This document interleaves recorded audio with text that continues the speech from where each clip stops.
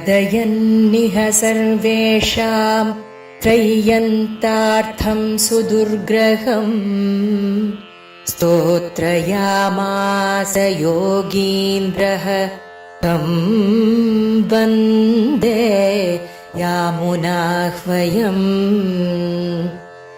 यत्पदाम्भोरुहध्यानविध्वस्ताशेषकल्मषः वस्तुतामुपयातोऽहं यामुनेयं नमामि तम्। नमो नमो यामुनाय यामुनाय नमो नमः। नमो नमो यामुनाय यामुनाय नमो नमः।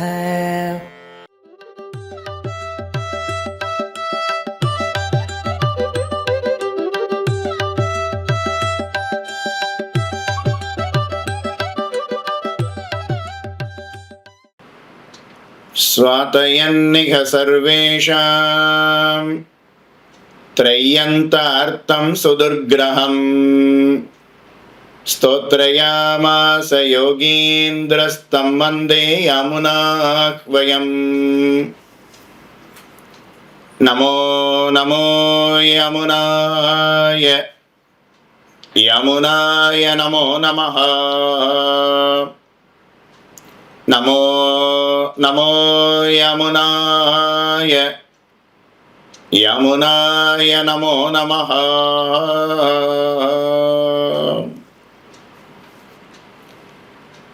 திருவரங்கன் திருமுற்றத்து அடியார்கள் கூடியிருக்கக்கூடிய இன்றைய தினம்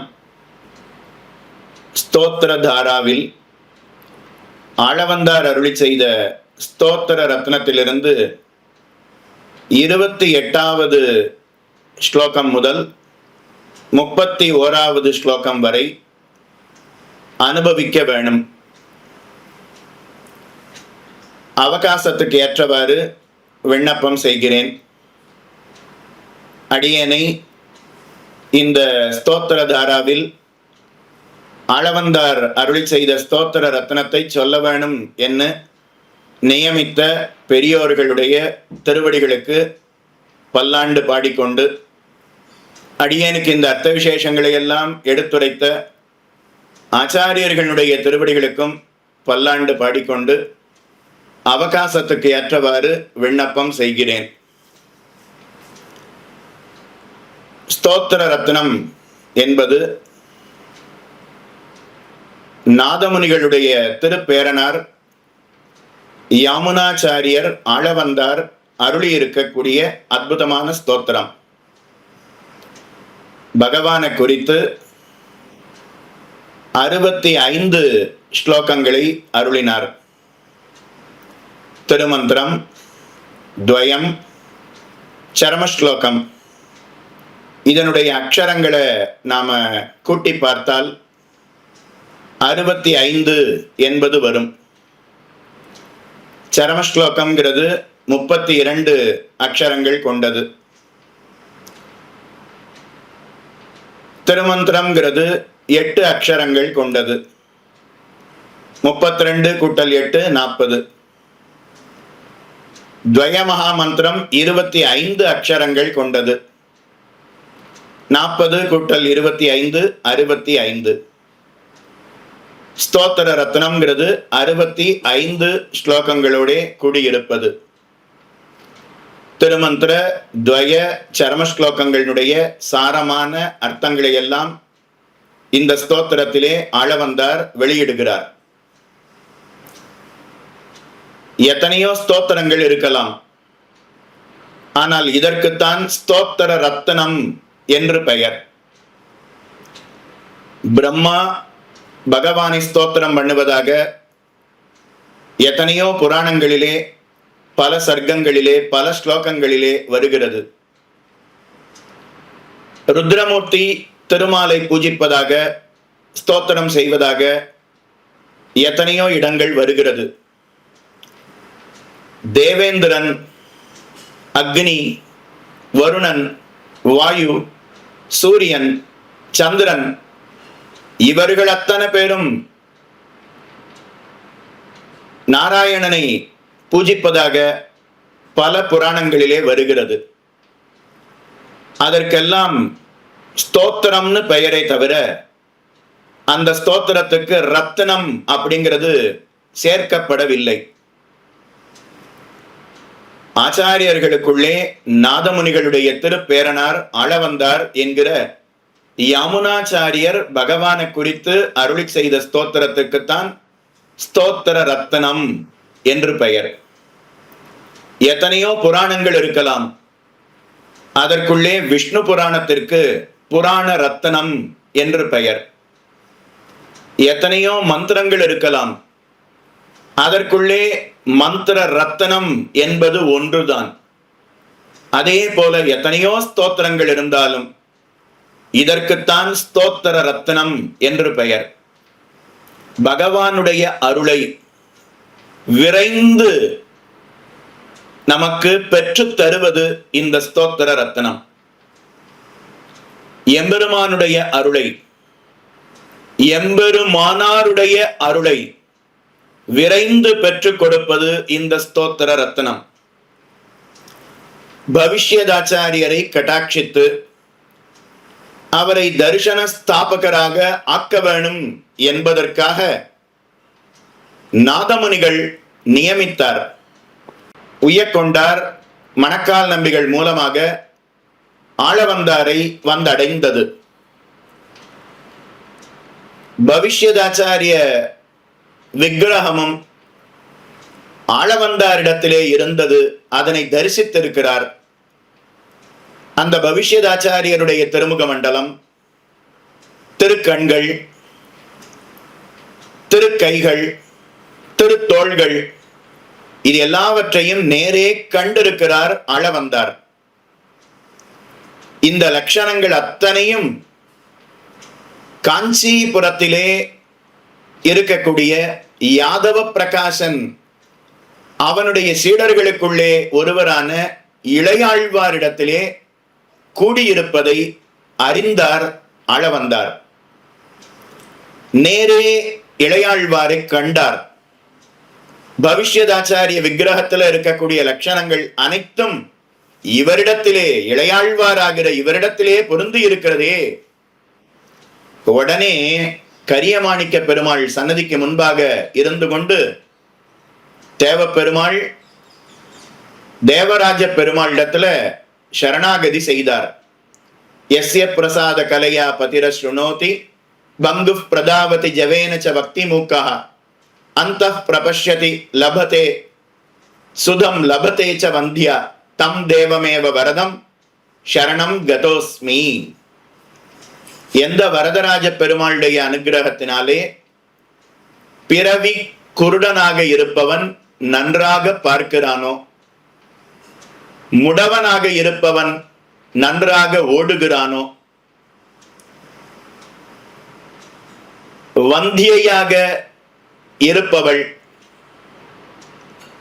மலடியாக இருப்பவள் பிள்ளைகளை பெறுகிறாளோ, அந்த தேவராஜ பெருமாள், வரதராஜ பெருமாள், அருளாள பெருமாள், பேரருளாள பெருமாள்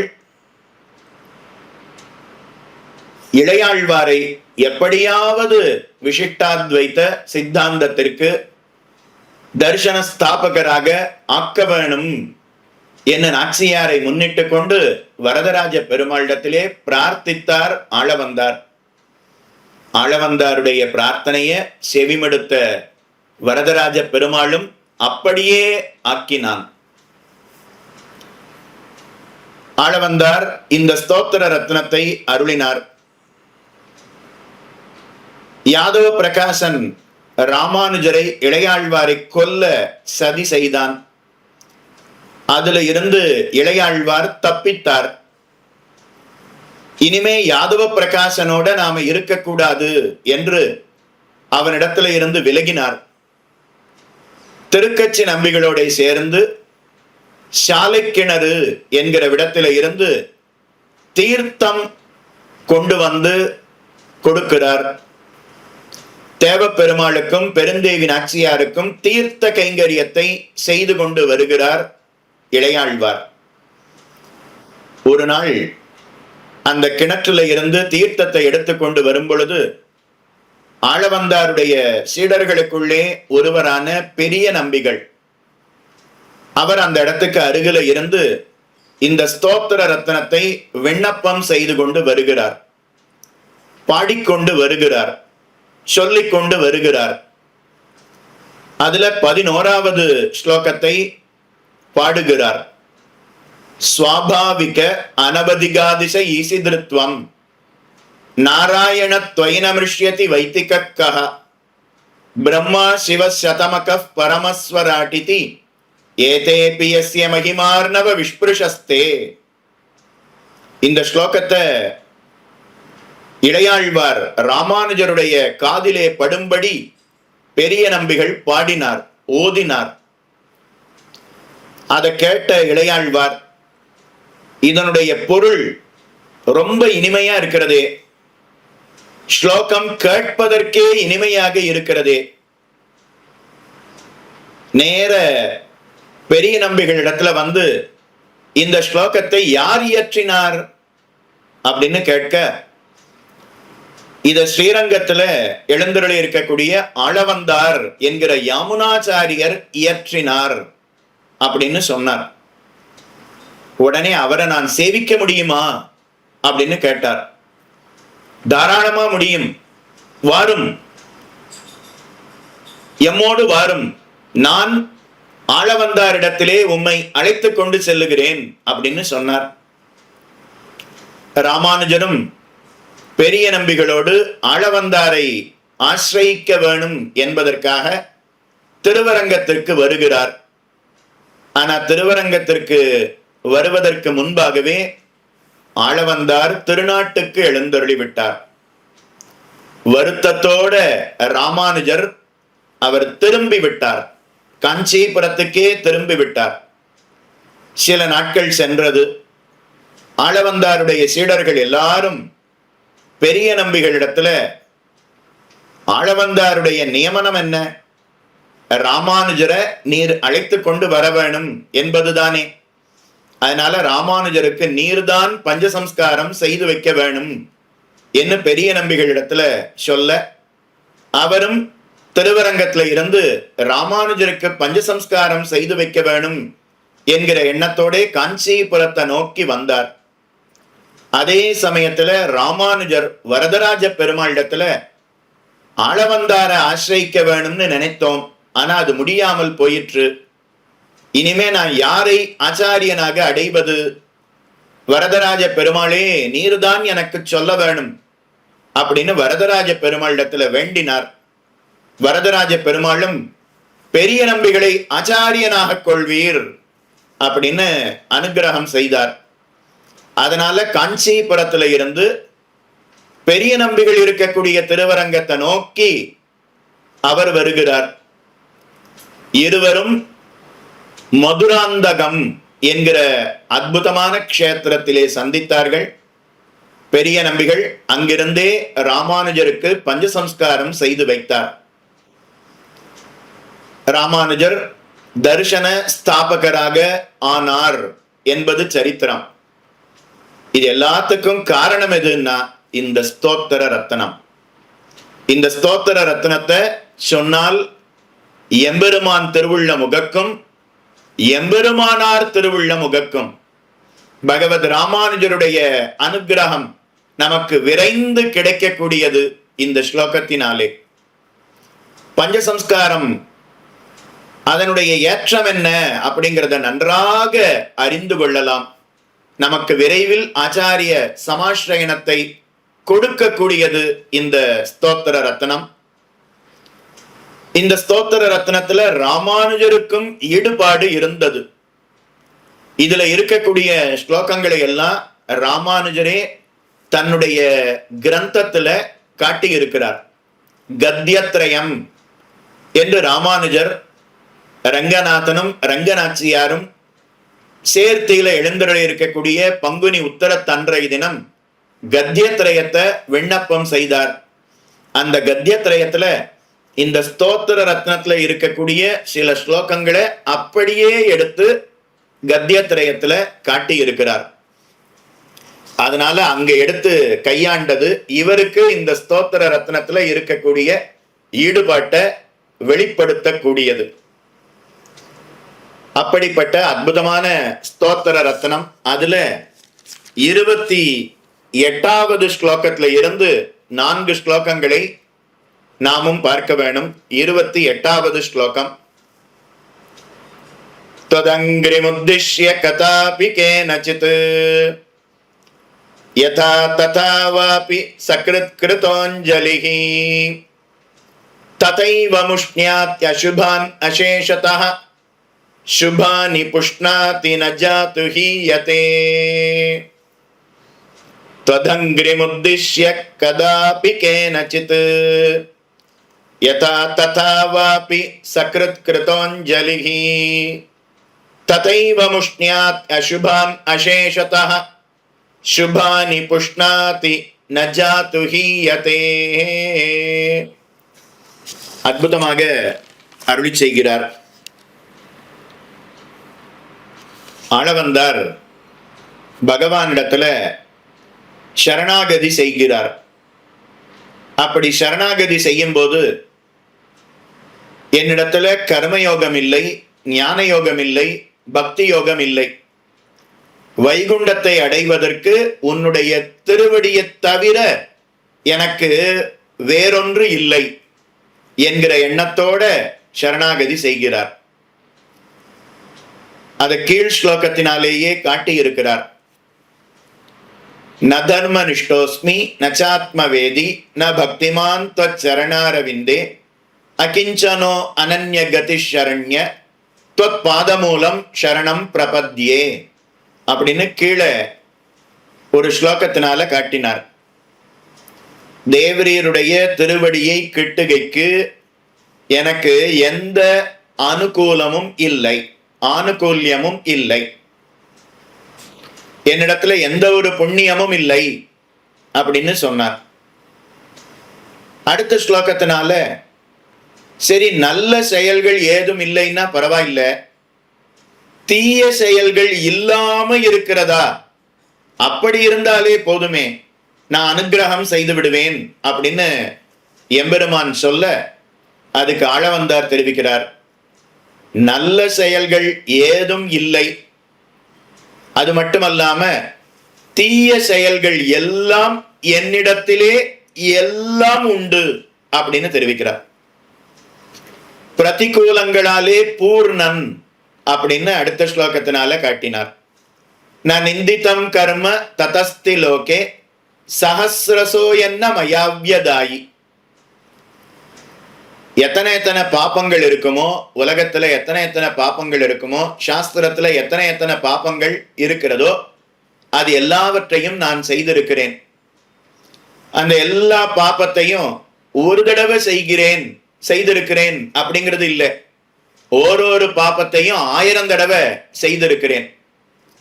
சாஸ்திரத்துல சொல்லாத பாப்பங்கள் கூட, இதுக்கு மேல பாப்பத்தை செய்ய மாட்டான் அப்படின்னு சாஸ்திரமே சொல்லாம இருக்கும் இல்லையா, அப்படிப்பட்ட பாப்பங்களையும் நான் செய்திருக்கிறேன் அப்படிங்கிறத காட்டி நல்லது ஏதுமில்லை அப்படின்னு சொல்லி தீயது அத்தனையும் தன்னிடத்திலே உண்டு அப்படிங்கிறதையும் கீழ் ஸ்லோகங்கள்னால காட்டினார்.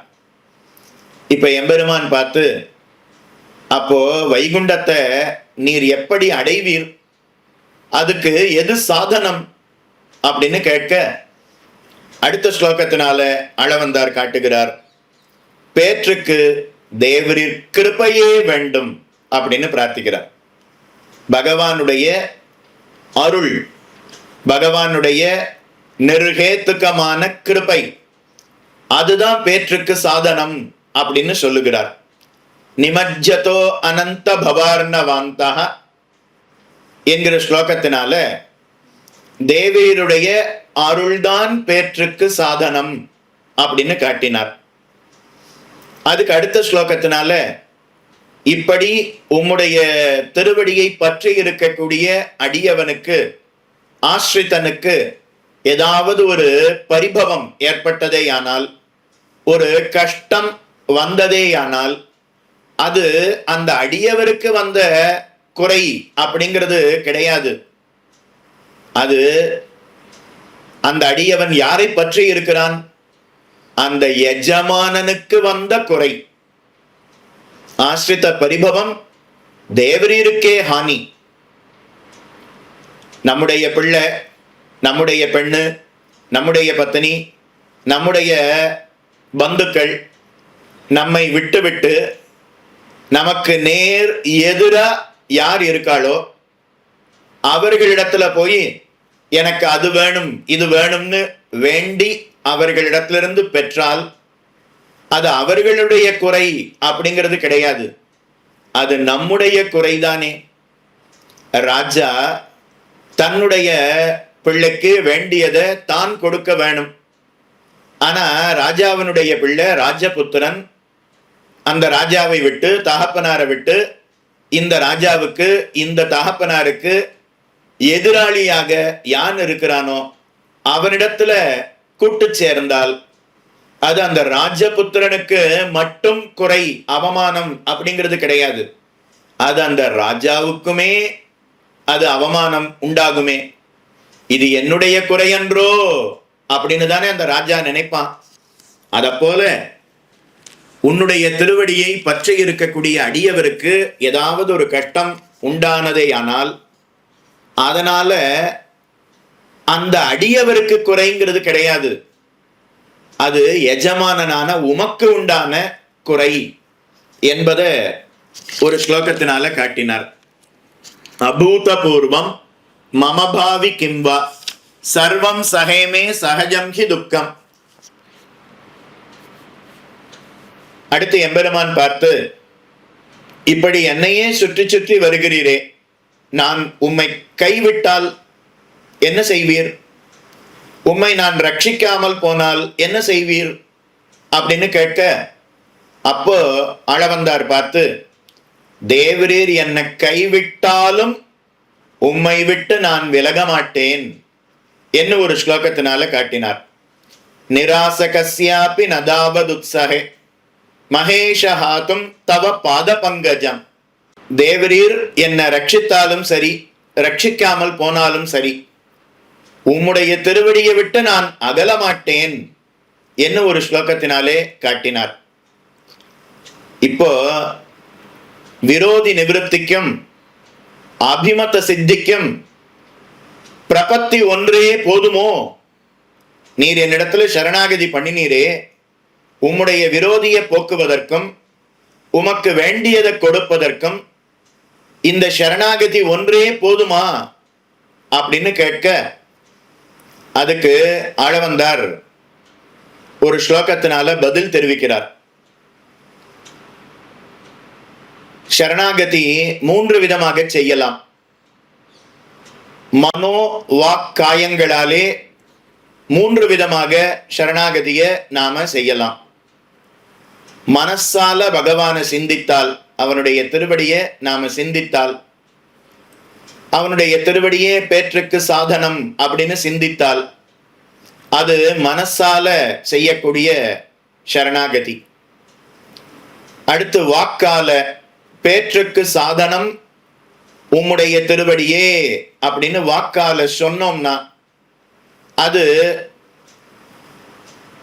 வாச்சிகமான சரணாகதி. அடுத்து நேர பகவானுடைய திருவடியை பற்றி கைய கூப்பி நின்னு, அவன் முன்னாடி போய் நின்னு, ராமன் முன்பாக, கிருஷ்ணன் முன்பாக, ரங்கநாதன் முன்பாக, எம்பெருமான் முன்பாக, அர்ச்சாவதார பெருமாள் முன்பாக சென்று விழுந்து சேவித்து அவனுடைய திருவடியை பற்றி கொண்டு கையை கூப்பி கொண்டு நாம சரணாகதி செய்தால் அது காய்கமாக செய்யக்கூடிய சரணாகதி. இப்போ மனசாலையும் வாக்காலையும் காய்கமாகவும் செய்தாதான் சரணாகதி பலிக்குமா அப்படின்னா கிடையாது. மனசால பண்ணுனா மட்டுமே போதும், வாக்காலையும் காயத்தாலையும் பண்ணணும்னு அவசியம் கிடையாது. இல்ல வாக்கால பண்ணுனா மட்டுமே போதும், அதையே பகவான் ஏற்றுக்கொள்வான். இல்லைன்னா காய்கமாக செய்தால் மட்டுமே போதும், அதையே பகவான் சரணாகதி செய்ததாக ஏற்றுக்கொள்கிறானாம். காய்கமான அஞ்சலி மாத்திரமே அமையும் அப்படின்னு காட்டுறார். காய்கமாக அப்படின்னா உடலாலே சரணாகதி செய்தாலே அதுவே போதுமா. அதத்தான் 28வது ஸ்லோகத்தினால காட்டுகிறார். தொதங்கிரி முத்திஷ்ச கதாபி கேனச்சித் யதா ததா வாபி சக்ருத் கிருதோஞ்சலிஹி ததைவ முஷ்ணியாத் அசுபான் அசேஷதः சுபானி புஷ்ணாதி நஜாத்து ஹீயதே. ராமன் சித்திரக்கூடத்துல எழுந்தருளி இருக்கக்கூடிய சமயம். அப்போ பரதன் வந்து ராமனுடைய திருவடிகள்ல சரணாகதி செய்தானாம். பத்தாஞ்சலி புடம் தீனம் யாச்சந்தம் சரணாகதம் ந ஹன்யாத் ஆனுசம்ஸ்யார்த்தம் அப்பி சத்ரும் பரந்தப. பத்தாஞ்சலி புடம், கைய கூப்பிண்டு பரதன் இருந்தானாம். அயோத்தியில இருந்து நந்தி கிராமத்துக்கு வந்து கங்கக்கரையை தாண்டி வந்து பரத்வாஜர் ஆசிரமத்திற்கு சென்று அவரிடத்திலிருந்து வழியை அறிந்து கொண்டு தன்னுடைய யானைப்படை, தேர்ப்படை, காலாட்படை, குதிரைப்படை அத்தனை பேரோடையும் ராமன் இருக்கக்கூடிய சித்திரக்கூடத்தையே நோக்கி கைய கூப்பிண்டு விழுந்து சேவித்து கொண்டு ராமன் முன்னாடி வந்து நின்று, ராமா நீ அயோத்திக்கு திரும்பி வர வேணும் அப்படின்னு பரதன் வேண்டினான் என்று இந்த ஸ்லோகத்தினால காட்டினார். அப்ப அவன் கைய கூப்பி வந்து நின்னான் இல்லையா, அது காய்கமான சரணாகதி, உடலால செய்த சரணாகதி. அடுத்து தீனம். தீனம் அப்படின்னா தைரியமான மனசை உடையவனான பரதன். மனசாலேயும் ராமனுடைய திருவடியை பற்றுகிறேன், அந்த ராமன் திரும்ப அயோத்திக்கு வர வேணும், அயோத்திக்கு வருவதற்கு என்னிடத்துல ராமனை அழைத்து வருவதற்கு என்னிடத்துல வேறு எந்த சாதனமும் இல்லை, அவனுடைய திருவடியை நான் பற்றுகிறேன் அப்படின்னு மனசால நினைச்சானாம். அதுக்கப்புறம் யாச்சந்தம், யாச்சித்தான். யாச்சித்தான் அப்படின்னா, ராமா உன் திருவடியை தவிர எனக்கு வேறு கதி கிடையாது அப்படின்னு வாயால சொன்னானாம். யாச்சந்தம் அப்படின்னா வாச்சிகமான சரணாகதி. தீனம் அப்படின்னா மனசால செய்த சரணாகதி. பத்தாஞ்சலி புடம் அப்படின்னா உடலால செய்த சரணாகதியாம். அதனால உடலாலேயும் மனசாலேயும் வாக்காலேயும் சரணாகதம், சரணாகதி செய்தவனான பரதன் அவனுடைய காரியத்தை நான் செய்யவில்லையேன்னு ராமன் வருந்துகிறான். இப்ப எதுக்காக இந்த ஸ்லோகத்தை எடுத்து காட்டுறாருன்னா, அப்ப சரணாகதிய 3 விதமா செய்யலாம். பரதன் செஞ்சான் இல்லையா, வாக்கால பிரார்த்திப்பது, மனசால நினைப்பது, உடலால செய்வது. அத உடலால செய்வத 28வது ஸ்லோகத்தினாலே காட்டுகிறார். त्वदंग्रि मुद्दिश्य, त्वदंग्रि मुद्दिश्य, त्वत् உன்னுடைய, அங்கிரி, அங்கிரி அப்படின்னா திருவடி, உன்னுடைய திருவடியை, உத்திஷ்ய குறித்து, உன்னுடைய திருவடியை குறித்து, கதாபி, கதாபி எப்போதாவது, கேனச்சித்து எவனாலேயாவது, யதா ததாவாபி எம்மாதிரியாகவாவது, உன்னுடைய திருவடிகள்ல ஏதோ ஒரு சமயத்துல யாரோ ஒருத்தன் எப்படியோ சரணாகதி பண்ணினா, ஒரு தடவை சக்ருத் கிருதோஞ்சலிகி, சக்ருத்து அப்படின்னா ஒரே ஒரு தடவை, அஞ்சலிகி கிருதா அஞ்சலி செய்யப்பட்டால், சக்ருத் கிருதோ சக்ருத் கிருதா அஞ்சலிகி ஒரு தடவை செய்யப்பட்ட அஞ்சலியானது ததைவ முஷ்ணாதி அசுபானி அசேஷதா. அசேஷதா அப்படின்னா அசேஷதா ஒன்று விடாமல், அசுபானி அசுபானி அப்படின்னா பாப்பங்களை, அந்த பாப்பங்களை ததைவ அப்போதே முஷ்ணாதி போக்குகிறது. ஒரே ஒரு தடவை பகவானுடைய திருவடியில செய்யப்பட்ட அஞ்சலியானது, அஞ்சலின்னா சரணாகதி அப்படின்னு அர்த்தம். கையை கூப்பி நிக்கிறோம் இல்லையா, அந்த கையை கூப்பி இந்த முத்திரை பண்ணோம்னா இதுக்கு அஞ்சலிகி அப்படின்னு பெயர். இப்படி பண்ணினா கும்ப முத்திரைன்னு பெயர், இப்படி பண்ணினா கருட முத்திரை அப்படின்னு பெயர். இத போல பல முத்திரைகள் இருக்கிறது. பஞ்சராத்திர ஆகமத்துல திருவாராதனம் பண்ணும் பொழுதும் பகவானுக்கு பூஜைகள் செய்யும் பொழுதும் எத்தனையோ முத்திரைகளை காட்டுவார்கள்.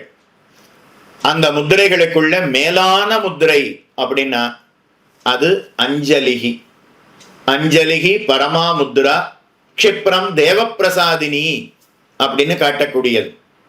அம் ஜலயதீதி அஞ்சலிகி. அஹா அப்படின்னா பரமாத்மா, அம் அப்படின்னா அந்த பரமாத்மாவை, ஜலயதி அப்படின்னா உருக்குகிறது. ஒரே ஒரு தடவை இந்த அஞ்சலி முத்திரையை காட்டிட்டோம்னா பகவான் உருகி போயிடுவானாம். அதனால நம்முடைய பாப்பங்கள், அனைத்து பாப்பங்களும் அப்பொழுதே விலகிவிடுமா. ததைவ முஷ்ணாதி, அப்பொழுதே, எப்ப இந்த அஞ்சலி முத்திரையை காட்டினோமோ அப்பவே நம்ம பாப்பங்கள் எல்லாம் போயிடுமா. எத்தனை பாப்பம்? ஒரு பாப்பம், ஒரு 10 பாப்பம், ஒரு 100 பாப்பம் கிடையாதான். அசேஷதா, அசேஷதா அசுபானி, நம்முடைய அனைத்து பாப்பங்களும், பாப்பங்கள் மிகுதி இல்லாமல் எல்லாவற்றையும் அப்பொழுதே போக்குகிறது. பாப்பங்களை போக்கினதோடு மட்டுமல்லாம சுபானி புஷ்ணாதி, மேல மேல நமக்கு நன்மைகளை செய்கிறது. மேல மேல நமக்கு நன்மைகளை செய்கிறதாம். ஞானத்தை கொடுத்து, பக்தியை கொடுத்து, வைராக்கியத்தை கொடுத்து, பரபக்தியை உண்டாக்கி, பரஜானத்தை உண்டாக்கி, பரமபக்தியை உண்டாக்கி, பரமபத தேச பிராப்திய உண்டாக்கி, பகவத் லாபத்தை பெற்றுக் கொடுத்து, அந்த பிராப்தி பலமான பகவத் கைங்கரியத்தையும் நமக்கு பெற்றுக் கொடுக்கிறது. அதனால அசுபானி அசேஷதா ததைவ முஷ்ணாதி, எல்லா பாப்பங்களையும் அப்பொழுதே போக்குகிறது. பாப்பங்கள் மிகுதி இல்லாமல் அப்பொழுதே போக்குகிறது. அடுத்து மேல மேல நமக்கு நன்மைகளையும் செய்கிறது. நஜாத்து ஹீயத்தே, ஒரு காலும் குறைவது இல்லை. நம்ம கிட்ட ஒரு 10,000 ரூபாய் இருக்குன்னு வச்சுப்போம். யாரோ ஒருத்தர் கேட்கிறார், அவருக்கு ஒரு 2,000 ரூபாய் கொடுக்குறோம். இப்ப நம்ம கையில எவ்வளவு இருக்கும்? 8,000. இன்னொருத்தர் கேட்கிறார், 5,000 கொடுக்குறோம். இப்ப நம்ம கையில எவ்வளவு மீதி இருக்கும்? 3,000. இன்னொருத்தர் கேட்கிறார், மறுபடியும் 3,000 கொடுத்தா இப்ப நம்ம கையில எவ்வளவு இருக்கும்? எதுவுமே இருக்காது. இப்ப சரணாகதி பண்ணியாச்சு, அந்த புண்ணியம் ஒரு 5 வருஷத்துல குறைஞ்சிடுமா? ஒரு 10 வருஷத்துல குறைஞ்சிடுமா? ஒரு 20 வருஷத்துல குறைஞ்சிடுமா? ஒரு 50 வருஷத்துல குறையுமான்னா குறையவே குறையாதான். நஜாத்து ஹீயத்தே, நஜாத்து ஹீயத்தே, குறையவே குறையாது என்று காட்டுகிறார். தொதங்கிரி முத்திஷ்ய கதாபி கேனச்சித் யதா ததா வாபி சக்ருத் கிருதோஞ்சலிகி, உன்னுடைய திருவடியை குறித்து எப்போதாவது சரணாகதி பண்ணினான். சரணாகதிய எப்ப வேணாலும் பண்ணலாமா. சித்திரை மாசமும் பண்ணலாம், மார்கழி மாசமும் பண்ணலாம், திங்கக்கிழமையும் பண்ணலாம், ஞாயிற்றுக்கிழமையும் பண்ணலாம், ஏகாதசி அன்னைக்கும் பண்ணலாம், அமாவாசை அன்னைக்கும் பண்ணலாம், பிரதம அன்னைக்கும் பண்ணலாம், அஷ்டமி நவமி அன்னைக்கும் பண்ணலாம், உத்தரத்தன்னைக்கும் பண்ணலாம், ரோகிணி நட்சத்திரத்தன்றையும் தினமும் செய்யலாம். சரணாகதிக்கு நாள் பார்க்கணும், நட்சத்திரம் பார்க்கணும் அப்படிங்கிற அவசியம் கிடையாது. வசந்தே வசந்தே ஜோதிஷா யஜ்ஜேத அப்படின்னு சாஸ்திரம் தெரிவிக்கிறது. ஜோதிஷ்டோமம் அப்படின்னா அதுக்கு சில காலம் இருக்கிறது. அந்த காலத்துல தான் ஜோதிஷ்டோமத்தை செய்யணும். ஜோதிஷ்டோமம் பண்ணினா சொர்க்கம் அப்படிங்கிறது கிடைக்கும். சொர்க்கத்தை விரும்புகிறவன் ஜோதிஷ்டோமத்தை செய்ய கடவன் அப்படின்னு சாஸ்திரம் தெரிவிக்கிறது. ஜோதிஷ்டோமம் பண்ணணும்னா எப்போ பண்ணணும்? சொர்க்கம் கிடைக்கணும். அப்ப சொர்க்கம் கிடைக்கிறதுக்கு ஜோதிஷ்டோமம் பண்ணணும். ஜோதிஷ்டோமம் பண்ணணும்னா எப்போ பண்ணணும்? கார்த்திகை மாசம் ஜோதிஷ்டோமம் பண்ணணுங்கிற ஆசை வந்தது. உடனே அடுத்த நாளே ஜோதிஷ்டோமத்தை தொடங்கலாமான்னா தொடங்க முடியாது. வசந்தே வசந்தே ஜோதிஷா யஜ்ஜேத. வசந்த ருத்துவில தான் ஜோதிஷ்டோமத்தை செய்யணும். கார்த்திகை, மார்கழி, தை, மாசி, பங்குனி. அப்போ 5 மாசம் காத்துன்னு இருக்கணும். அதுக்கப்புறம் வசந்த ருத்து வரும் இல்லையா, 2 மாசம். அந்த சமயத்துல தான் ஜோதிஷ்டோமம் செய்யணும். 5 மாசம் 6 மாசம் காத்துன்னு இருக்கணும். ஆனா சரணாகதிக்கு இத போல காத்துன்னு இருக்கணும்னு அவசியம் கிடையாது. எப்போ பகவான் மேல ஆசை உண்டானதோ அப்பொழுதே நாம கையை கூப்பிடலாம். இன்னார் செய்யணும், இன்னார் செய்யக்கூடாது அப்படின்னு ஏதாவது நியமம் இருக்கா அப்படின்னா கிடையாது. இப்ப ஜோதிஷ்டோமம் முதலான யாக யஜ்யங்களை செய்வதற்கு நியமம் இருக்கிறது. ஜாதபுத்திரः கிருஷ்ணகேசः அக்னினா அதீதः. அந்தணனாக இருக்க வேணும் அல்லது திரைவர்ணிகர்களாக இருக்க வேணும். ராஜாக்கள் யாகம் பண்ணலாம். அந்த ராஜா எப்படி இருக்கணும் அப்படின்னா ஜாதபுத்திரः, ஜாதபுத்திரனாக இருக்க வேணும். கிருஷ்ணகேசः, அவனுடைய தலைமுடி நரைச்சு போகாம இருக்கணும். தலைமுடி மட்டும் இல்ல, நெற்றியில இருக்கக்கூடிய முடி, உடல்ல இருக்கக்கூடிய முடி நரைக்காம நரவிழாம இருக்கணும். அக்னினா அதீதஹா. அடுத்து விடாம அக்னி காரியத்தை செய்பவனாக இருக்க வேணும். பிரசித்தமாக இருக்க வேணும். ஏதோ ஒரு வலிமை அப்படிங்கிறது அவனிடத்துல இருக்கணும். எல்லா ராஜாக்களையும் அடக்கி ஆளக்கூடிய தன்மைங்கிறது இருக்கணும். அந்தணனா இருந்தா வாக் வைபவம் அப்படிங்கிறது இருக்க வேணும். 4 வேதத்துக்கும் பொருள் சொல்லக்கூடிய சாமர்த்தியம் அப்படிங்கிறது இருக்க வேணும். இப்படிப்பட்ட தன்மைகள்லாம் இருந்தா தான் அவர்களால ஜோதிஷ்டோமம், அஸ்வமேதம் முதலான செயல்களை அவர்கள் செய்ய முடியும். எல்லாரும் செய்ய முடியுமான்னா முடியாது. ஆனா சரணாகதிக்கு இந்த நியமம் இல்லை. கையை கூப்புறதுக்கு ஏதாவது காலம் பார்க்கணுமா? யாருக்காவது அந்தணனுக்குத்தான் அதிகாரம், மற்றவர்களுக்கு கிடையாதுன்னு சொல்ல முடியுமான்னா கிடையாது. யார் வேணாலும் பகவான் முன்னாடி போய் நின்று கையை கூப்பலாம். பிள்ளை லோகாச்சாரியர் ஸ்ரீவச்சன பூஷணத்துல ஆளவந்தார் காட்டின அர்த்தங்களை எல்லாம் சூத்திரமாக அருளி செய்கிறார். பிரபத்திக்கு தேச நியமமும் கால நியமமும் பிரகார நியமமும் அதிகாரி நியமமும் பல நியமமும் இல்லை. பிரபத்திக்கு சரணாகதிக்கு தேச நியமம் இல்லை. எந்த தேசத்துல இருந்தும் சரணாகதி செய்யலாம். கால நியமம் இல்லை. பகல்லையும் செய்யலாம், ராத்திரியும் பண்ணலாம். கால நியமம் இல்லை. எந்த நட்சத்திரத்திலையும் பண்ணலாம், எந்த திதியிலையும் பண்ணலாம், எந்த மாசத்திலேயும் பண்ணலாம், எந்த பட்சத்திலேயும் பண்ணலாம், எந்த சம்வத்சரத்திலேயும் பண்ணலாம். பிரபத்திக்கு தேச நியமம் இல்லை, கால நியமம் இல்லை. அதுக்கு அடுத்தது பிரகார நியமம் இல்லை. சில வைதிக கர்மாக்களை செய்யணும்னா அதுக்கு ஸ்நானம் பண்ணிட்டு வரணும். ஸ்நானம் பண்ணிட்டு தான் சில வைதிக கர்மாக்களை எல்லாம் தொடங்க முடியும். அதிகாரி நியமம் இன்னார் தான் செய்யலாம், இன்னார் செய்யக்கூடாதுன்னு இருக்கு. ஆனா சரணாகதி அந்தணனும் அந்தணன் அல்லாதவனும் செய்யலாம். புருஷனாக இருந்தாலும் ஸ்திரீயாக இருந்தாலும் சரணாகதியை செய்யலாம். ஏழையாக இருந்தாலும் பணக்காரனாக இருந்தாலும் சரணாகதி செய்யலாம். அதிகாரி நியமம் இல்லை. மனுஷனாக இருந்தாலும் பக்ஷி பறவையாக விலங்காக இருந்தாலும் சரணாகதி செய்யலாம். மனுஷனாக இருந்தாலும், ஏன் ராட்சச ஜாதியில பிறந்திருந்தாலும் அரக்கனாக இருந்தாலும் சரணாகதிய செய்யலாம்.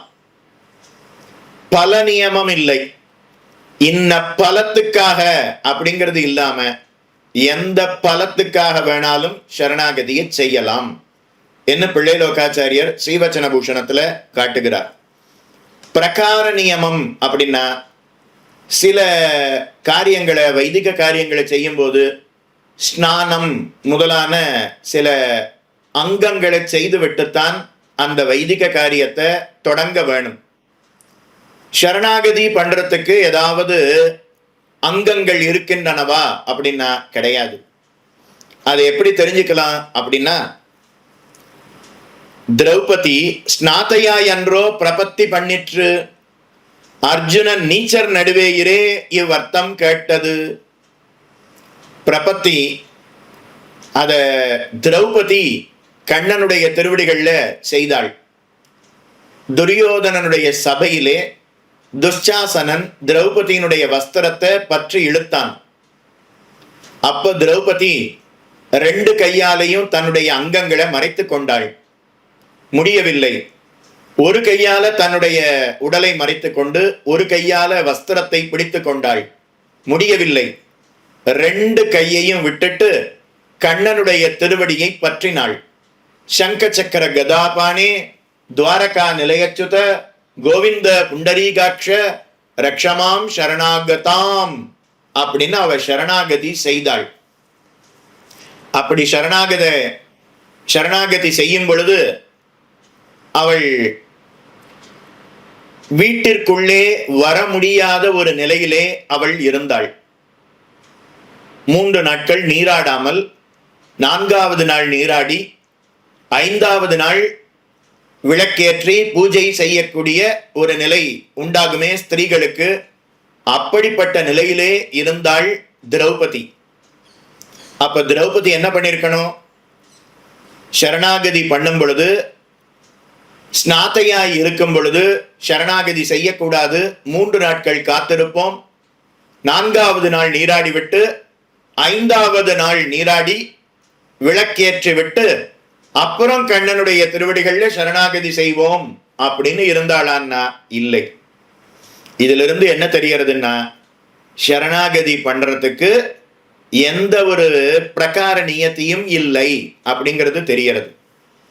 கண்ணன் சரணாகதியினுடைய ஏற்றத்தை பகவத்கீதையில கடைசி ஸ்லோகத்தினால காட்டுகிறான். இந்த பகவத்கீதைய குருக்ஷேத்திரத்துல இருந்து, யுத்த களத்துல இருந்து அர்ஜுனனுக்கு உபதேசம் செய்தான் கண்ணன். கீதாச்சாரியனான எம்பெருமான் அர்ஜுனனுக்கு உபதேசம் பண்ணினான்.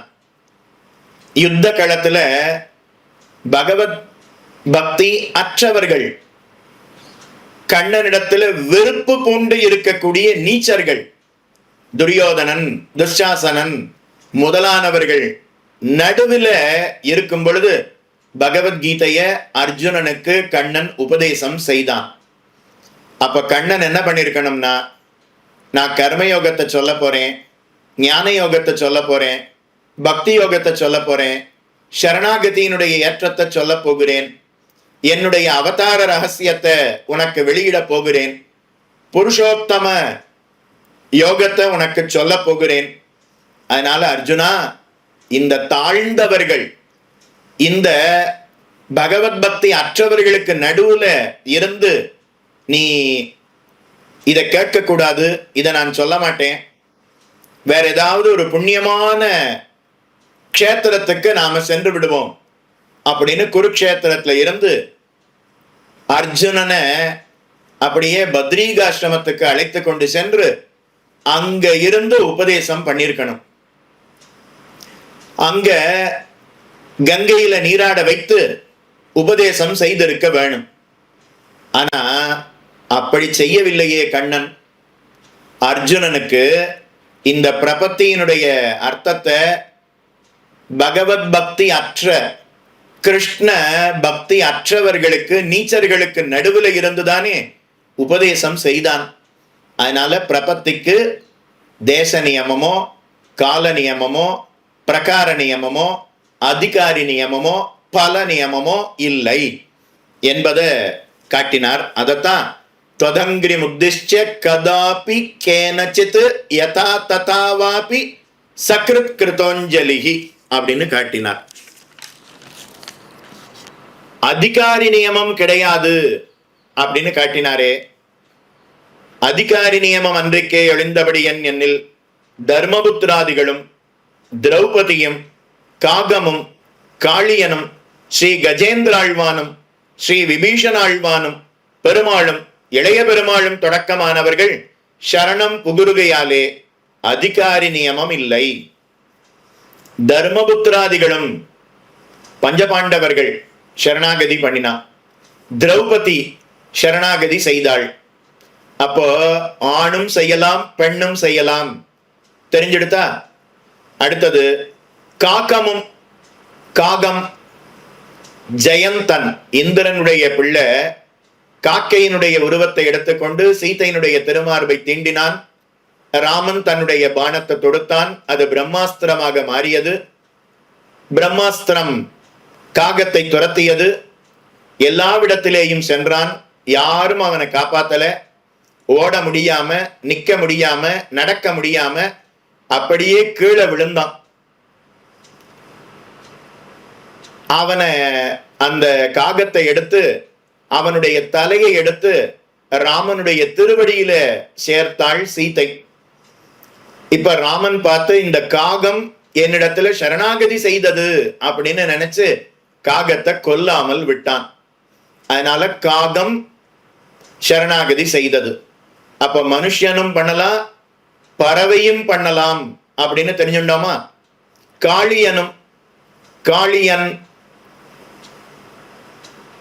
காளிய நர்த்தனம் பண்ணினான்னு நாம கேள்விப்பட்டு இருக்கிறோமே.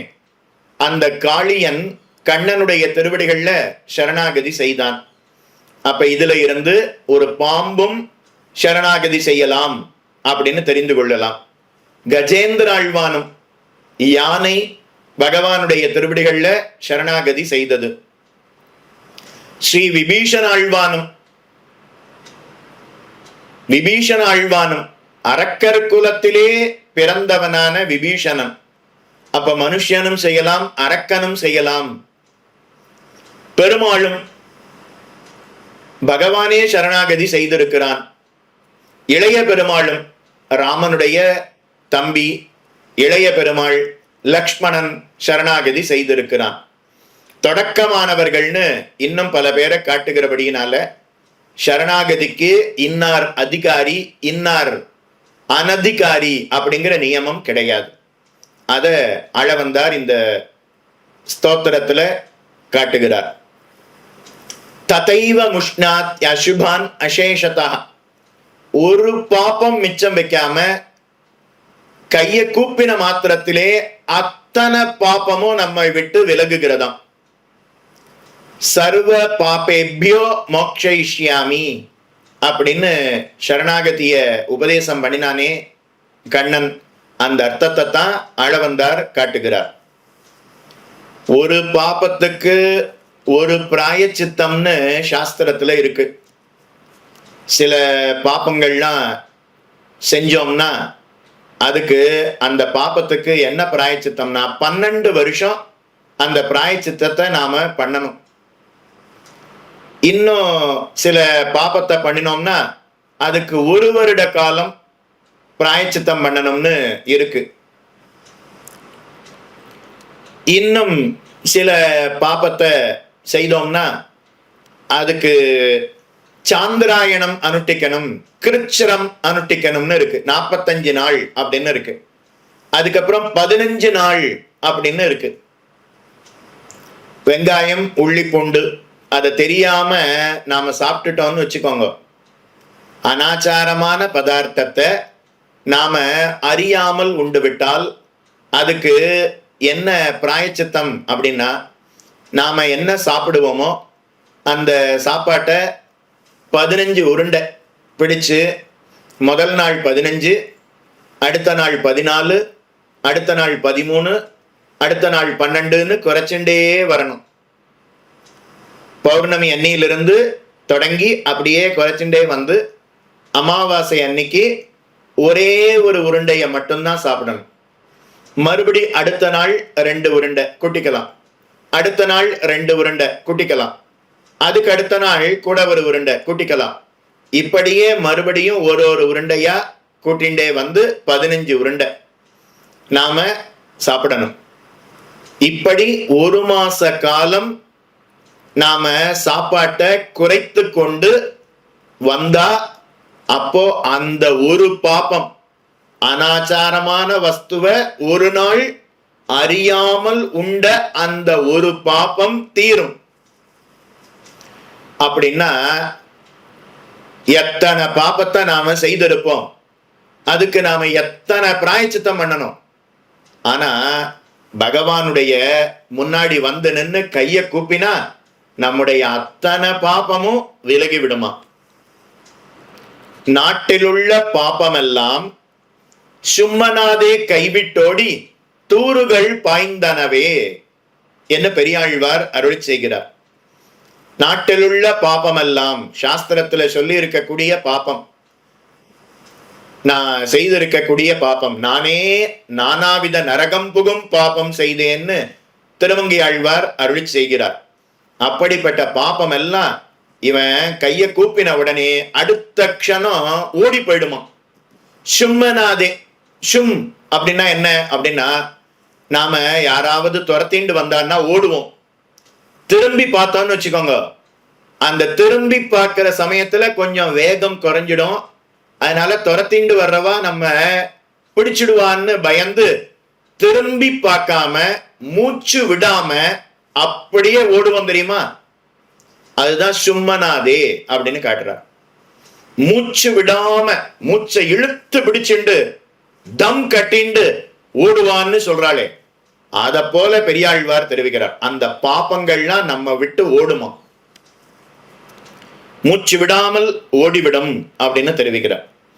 யுத்தத்திலே கெட்டவன் கொலைக்கஞ்சி ஓடுமா போலே, யுத்தத்துல தோற்று போனவன் உன்னை நான் உயிரோட விடுறேன், இனிமே என் கண்ணு முன்னாடி நிக்காதே அப்படின்னு சொல்லுவான்.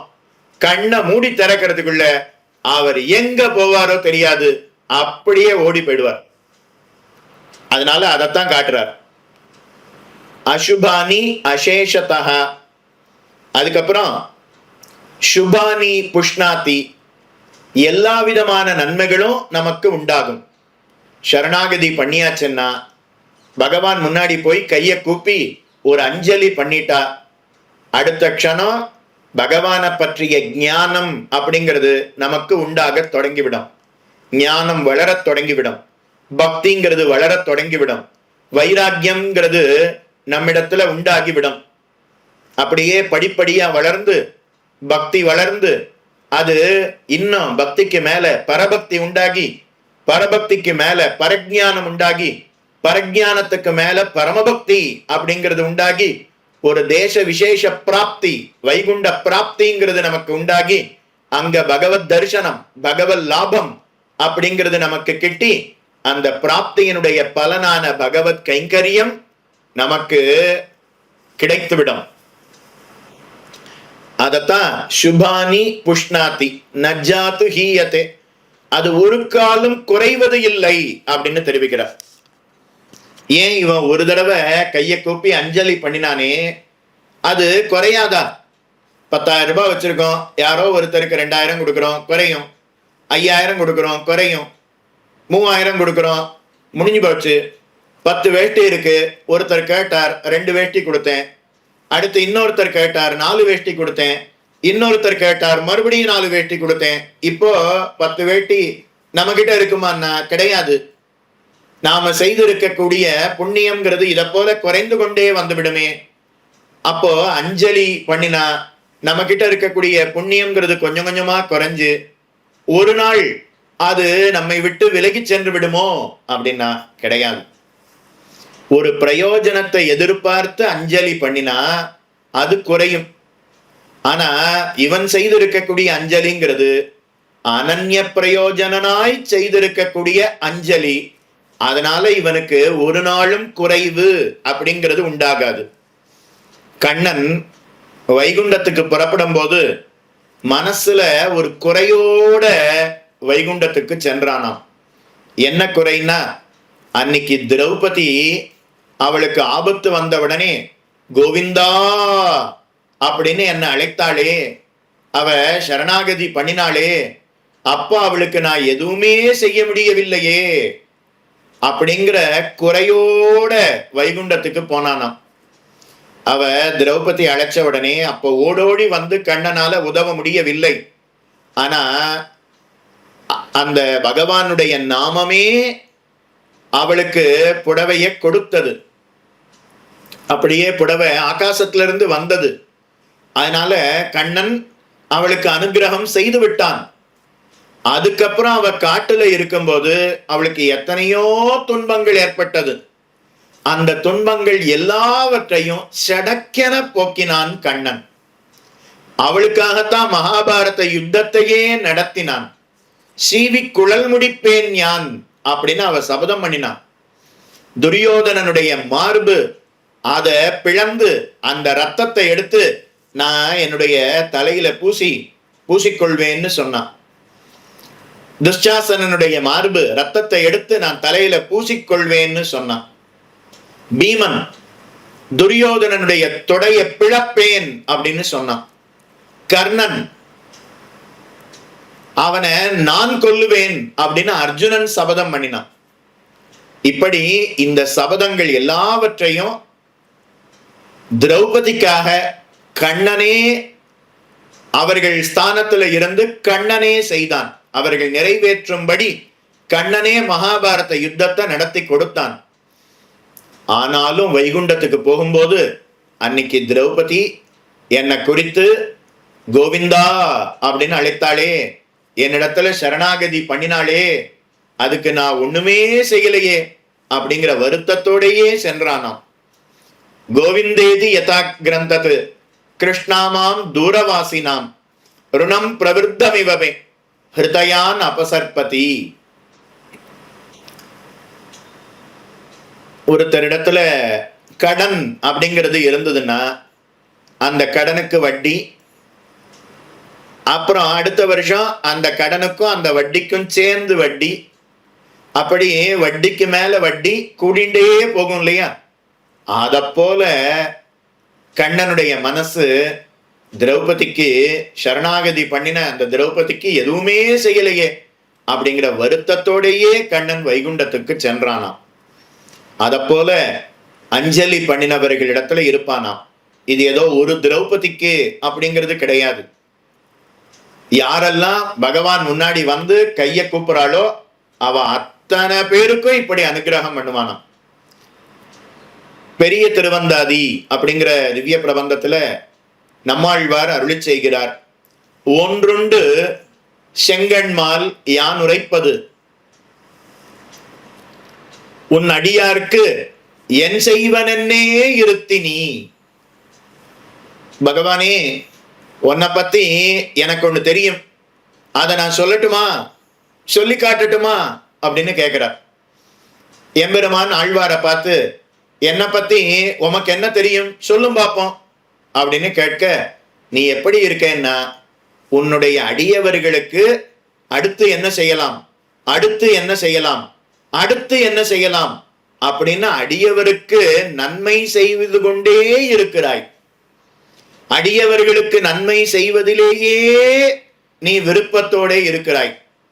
அடியவருக்கு அடியவனாக இருப்பதிலேயே நீ விருப்பத்துடன் இருக்கிறாய் அப்படின்னு எம்பெருமானிடத்துல ஆழ்வார் சொன்னாராம். சரிதானேன்னு கேட்டார். எம்பெருமான் பார்த்து, ஆமா நீர் சொல்றது சரிதான் அப்படின்னு சொல்லிட்டு ஆழ்வார என்னை பத்தி நன்னா தெரிந்து கொண்டீரே அப்படின்னு அனுகிரகம் பண்ணினானாம். அதனால யாரெல்லாம் பகவானிடத்துல போய் கையை கூப்பி நிக்கிறாளோ, ஏதோ ஒரு சமயத்துல யாரா இருந்தாலும், எந்த ஒரு நியத்தையும் இல்லாமல் இருந்தாலும், ஒரு தடவை கையை கூப்பி நின்னா, அவர் கையை கூப்பி நின்னாரே அதுவே காரணமாக அவனுடைய அனைத்து பாபங்களும் விலகி அவனுக்கு மேல மேல நன்மைகள் உண்டாகி எந்த ஒரு குறையும் இல்லாமல் அவன் இருப்பான் என்பதை இந்த ஸ்லோகத்தினால அளவந்தார் காட்டினார். அடுத்து 29வது ஸ்லோகம். உதீர்ண சம்சார தவாசு சுக்ஷணிம் க்ஷணேன நிர்வாப்ய பராம் ச நிர்வ்ருதிம் பிரயச்சதி த்வச்சரணாருராம்புஜத்வயானுராகாம்ருத சிந்து சீகரஹ. உதீர்ண சம்சார தவாசு சுக்ஷணிம் க்ஷணேன நிர்வாப்ய பராம் ச நிர்வ்ருதிம் பிரயச்சதி த்வச்சரணாருராம்புஜத்வயானுராகாம்ருத சிந்து சீகரஹ.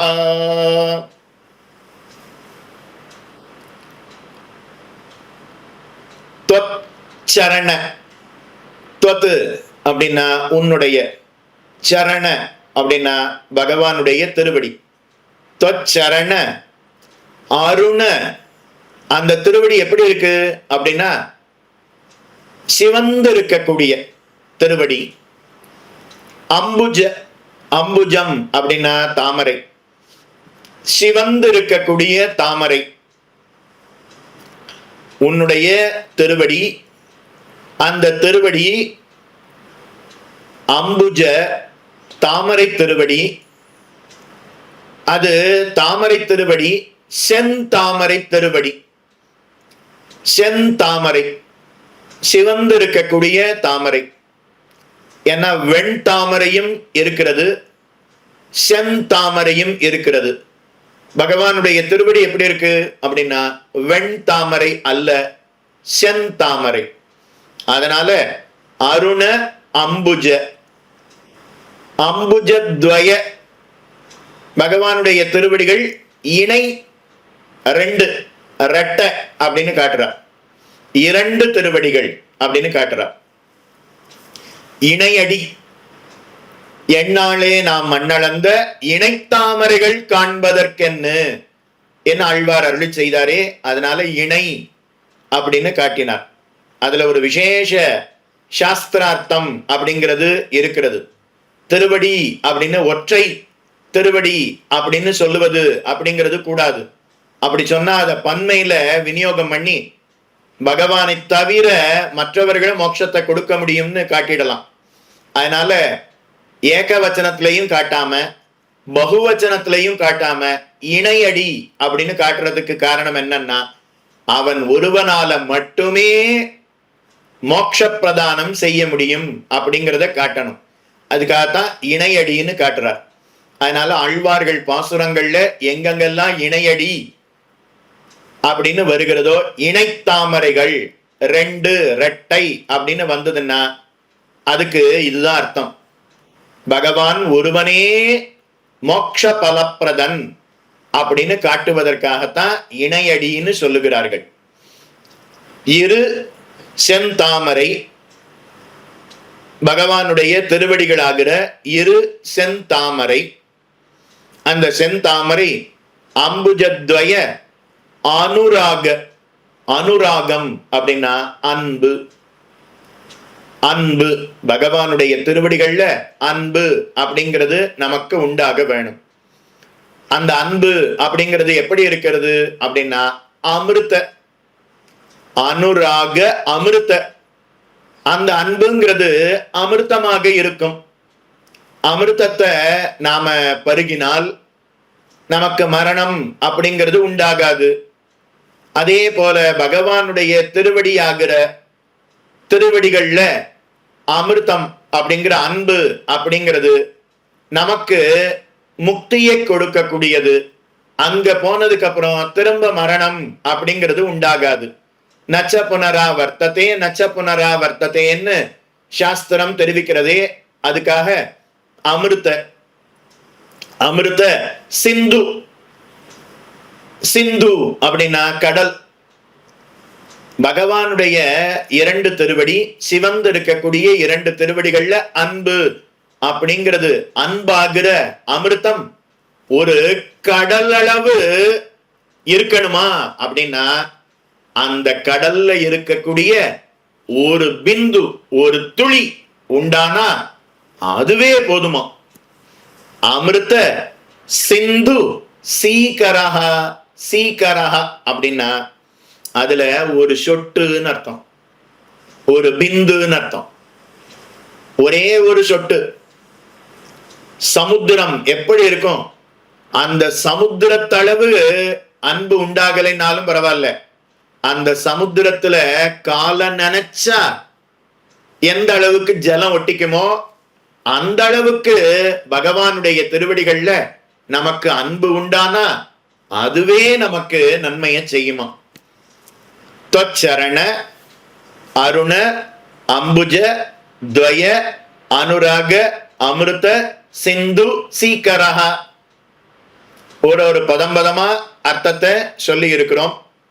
தொத்து உன்னுடைய, சரண திருவடிகள், அந்த திருவடிகள்ல அருண, அந்த திருவடி எப்படி இருக்கு? சிவந்து இருக்கிறது. அம்புஜ, அந்த திருவடி தாமரையை போல இருக்கிறது. அம்புஜ துவய, அது 2 திருவடிகள். அந்த 2 திருவடிகள்ல அனுராகம், அனுராகம்னா அன்பு.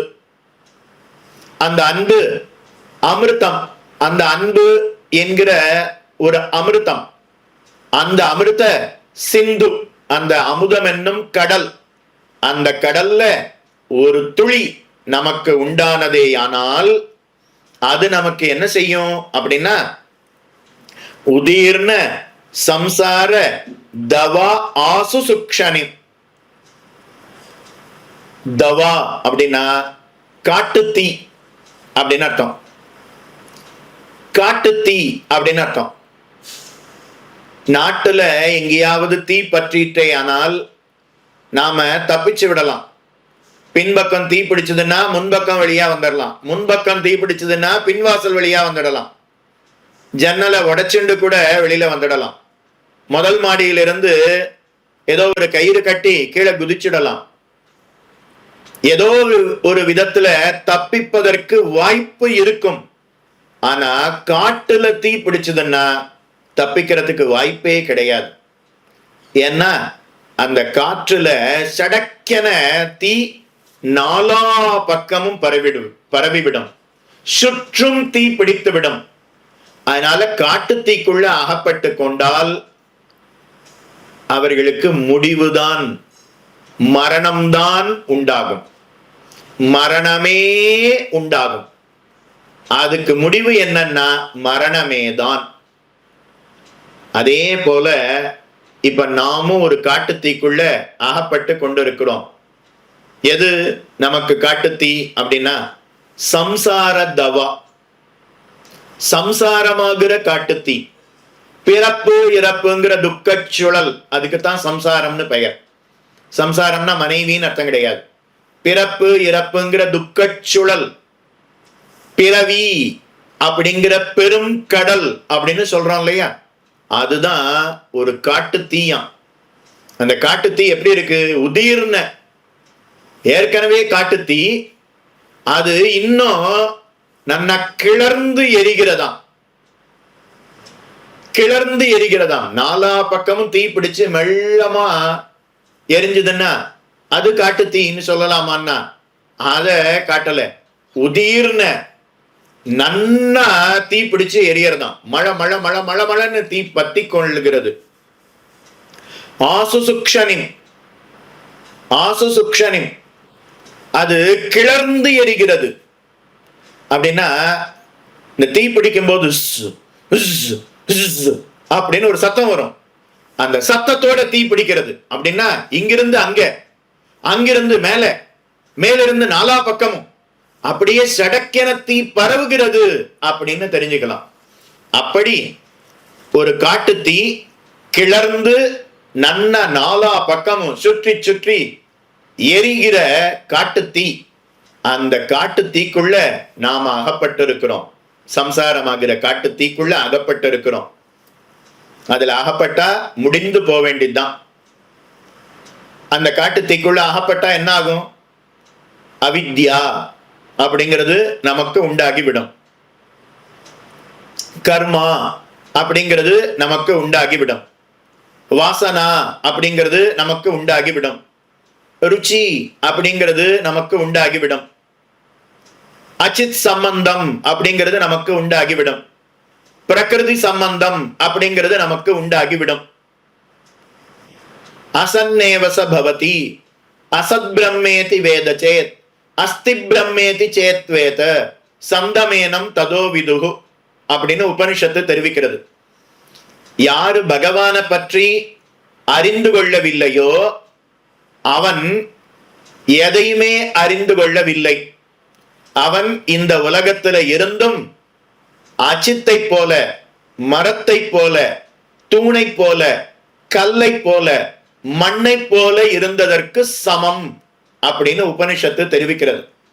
இப்ப நாமும் இந்த சம்சாரமாகிற காட்டு தீக்குள்ள கிளர்ந்து எரிகிற சம்சாரமாகிற காட்டு தீக்குள்ள அகப்பட்டு பகவானை பற்றிய ஞானம் இல்லாமல் உலக விஷயங்களுக்குள்ளே நாம் ஈடுபட்டு அதிலேயே மீண்டும் மீண்டும் மீண்டும் மீண்டும் சுற்றி சுற்றி வருகிறோமே, அப்படிப்பட்ட பெரும் துன்பம் அது க்ஷணேன நிர்வாப்பிய.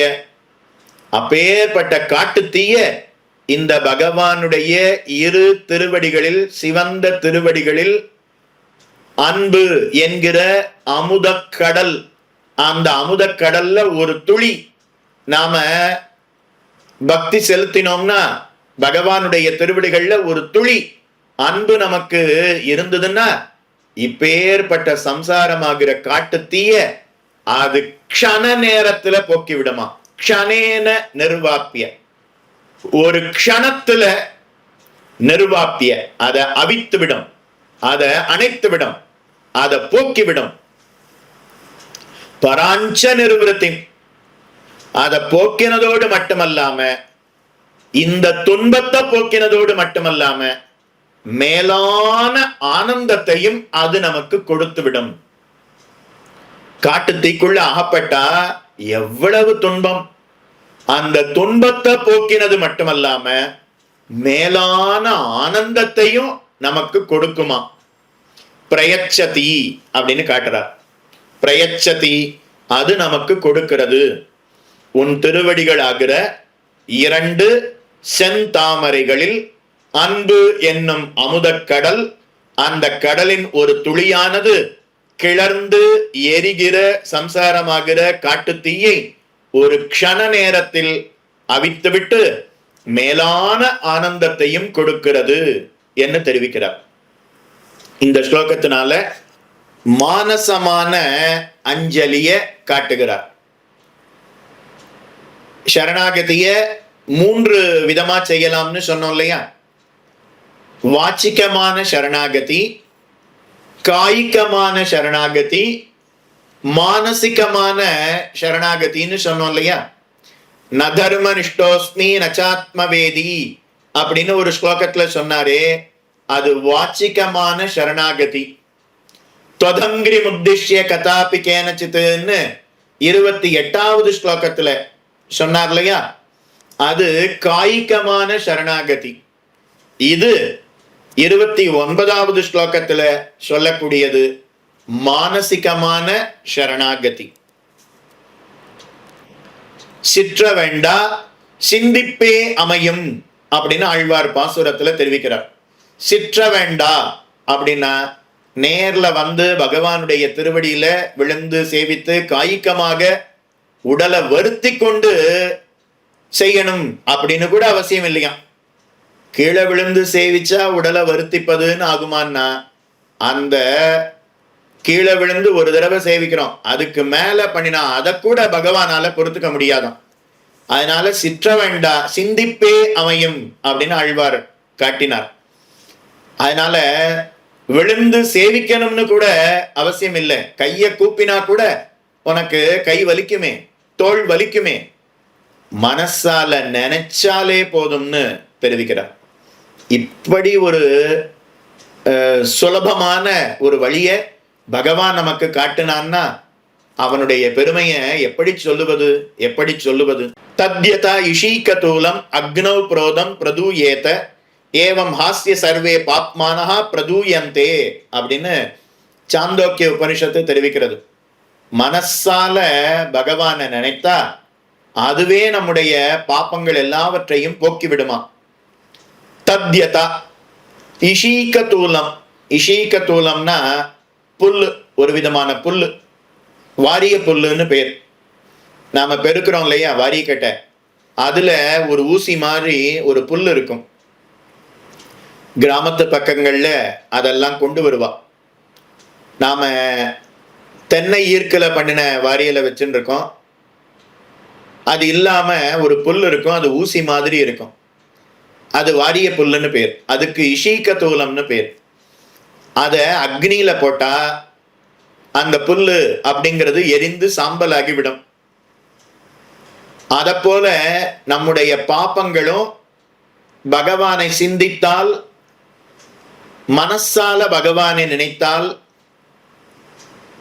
வைகுண்டத்துக்கு சாதனம் உன்னுடைய திருவடிகளே அப்படின்னு மனசால நினைத்தால் நம்முடைய பாப்பங்கள் அனைத்தும் விலகிவிடும். எப்படி வாரிய புல்ல அக்னியில போட்டா அந்த வாரிய புல்லு எரிந்து சாம்பலாகி விடுமோ, அது போல நம்முடைய பாப்பங்கள் அனைத்தும் விலகிவிடும்னு காட்டுறார். எதுக்காக இஷீகதூலம்னு தெரிவிக்கிறார்னா, மற்றவற்ற நாம அக்னியில போட்டா அது அக்னியில விழுந்த உடனே அது எரிந்து சாம்பலாகும். ஆனா இந்த வாரிய புல்லுக்கு என்ன விசேஷம்னா, அக்னிக்கு அருகில வரும்போதே எரிந்து சாம்பலாகி விடும். அதே போல மனசால மானசிகமான சரணாகதி பண்ணினா, சரணாகதி பண்ணினதுக்கு அப்புறம்தான் பாப்பத்தை போக்குவான் அப்படிங்கிறது கிடையாது. மனசால நினைக்கிறோமே,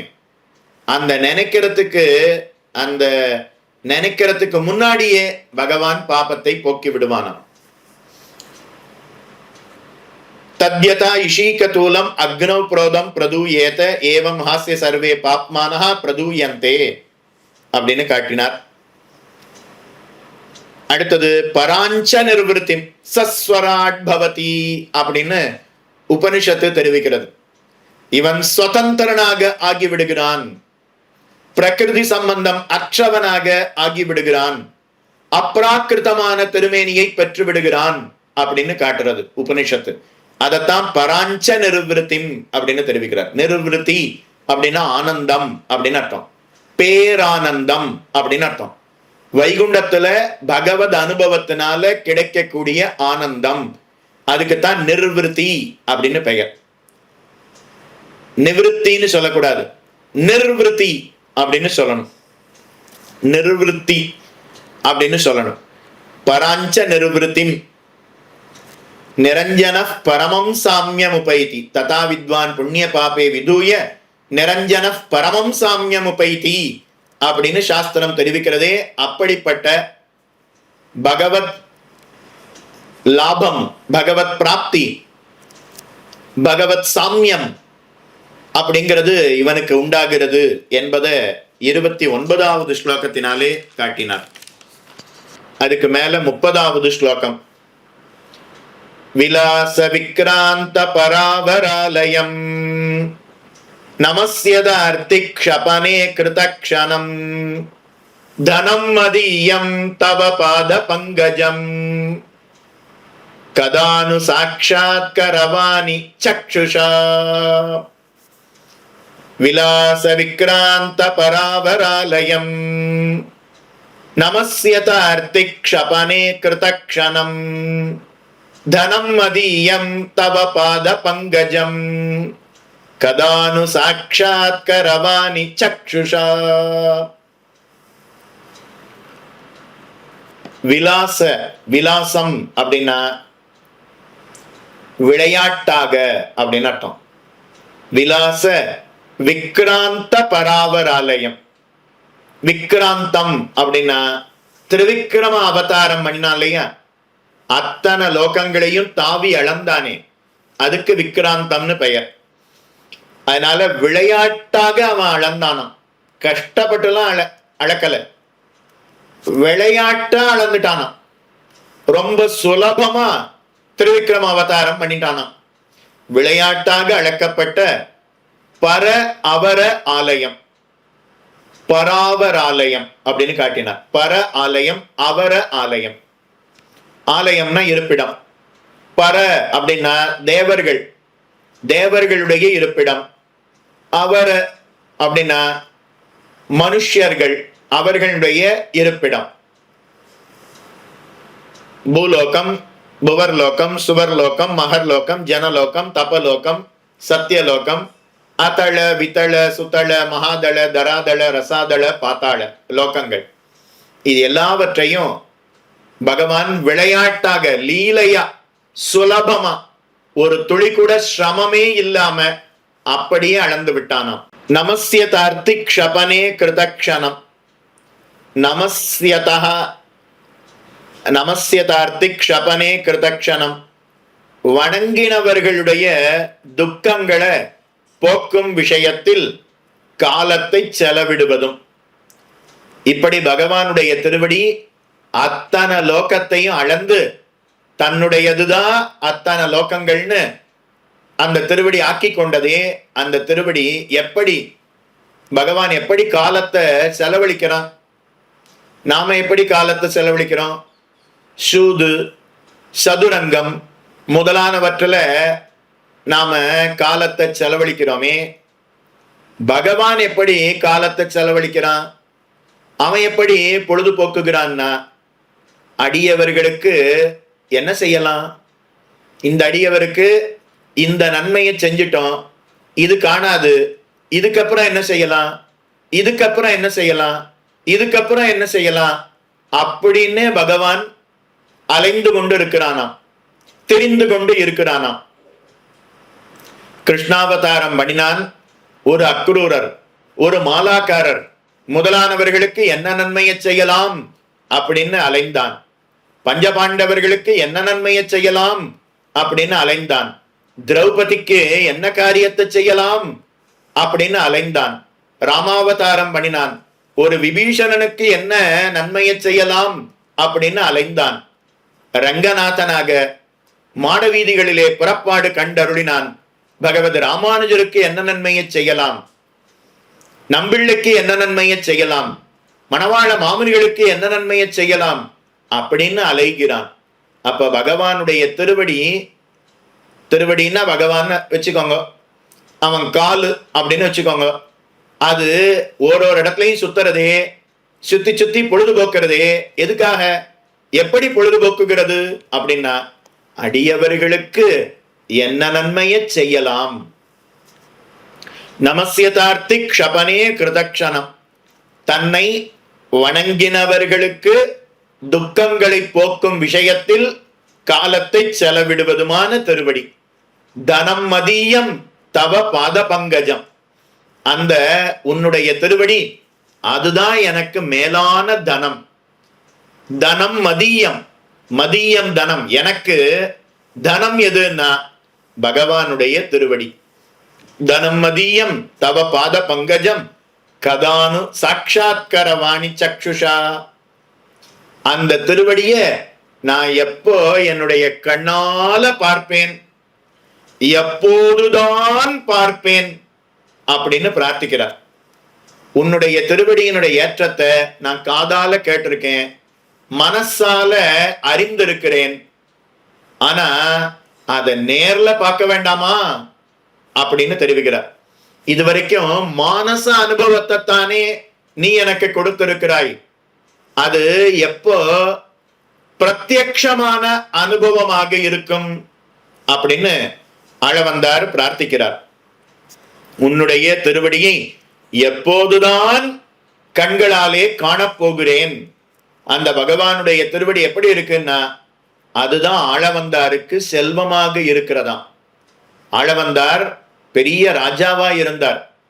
ராஜ்யம் எல்லாவற்றையும் விட்டு விட்டு ரங்கநாதனுடைய திருவடியே நமக்கு மேலான தனம் அப்படின்னு வந்து சேர்ந்தார். தனம் மதியம் தவ பாத பங்கஜம். பகவத் ராமானுஜர் மம நாதம் மம தெய்வதம் மம தனம் அப்படின்னு இந்த அர்த்தத்தை வைகுண்ட கத்தியத்துல எடுத்து காட்டுகிறார். அதனால ஆளவந்தாராகிற யமுனாச்சாரியருக்கு செல்வமாக இருப்பது ரங்கநாதனுடைய திருவடி.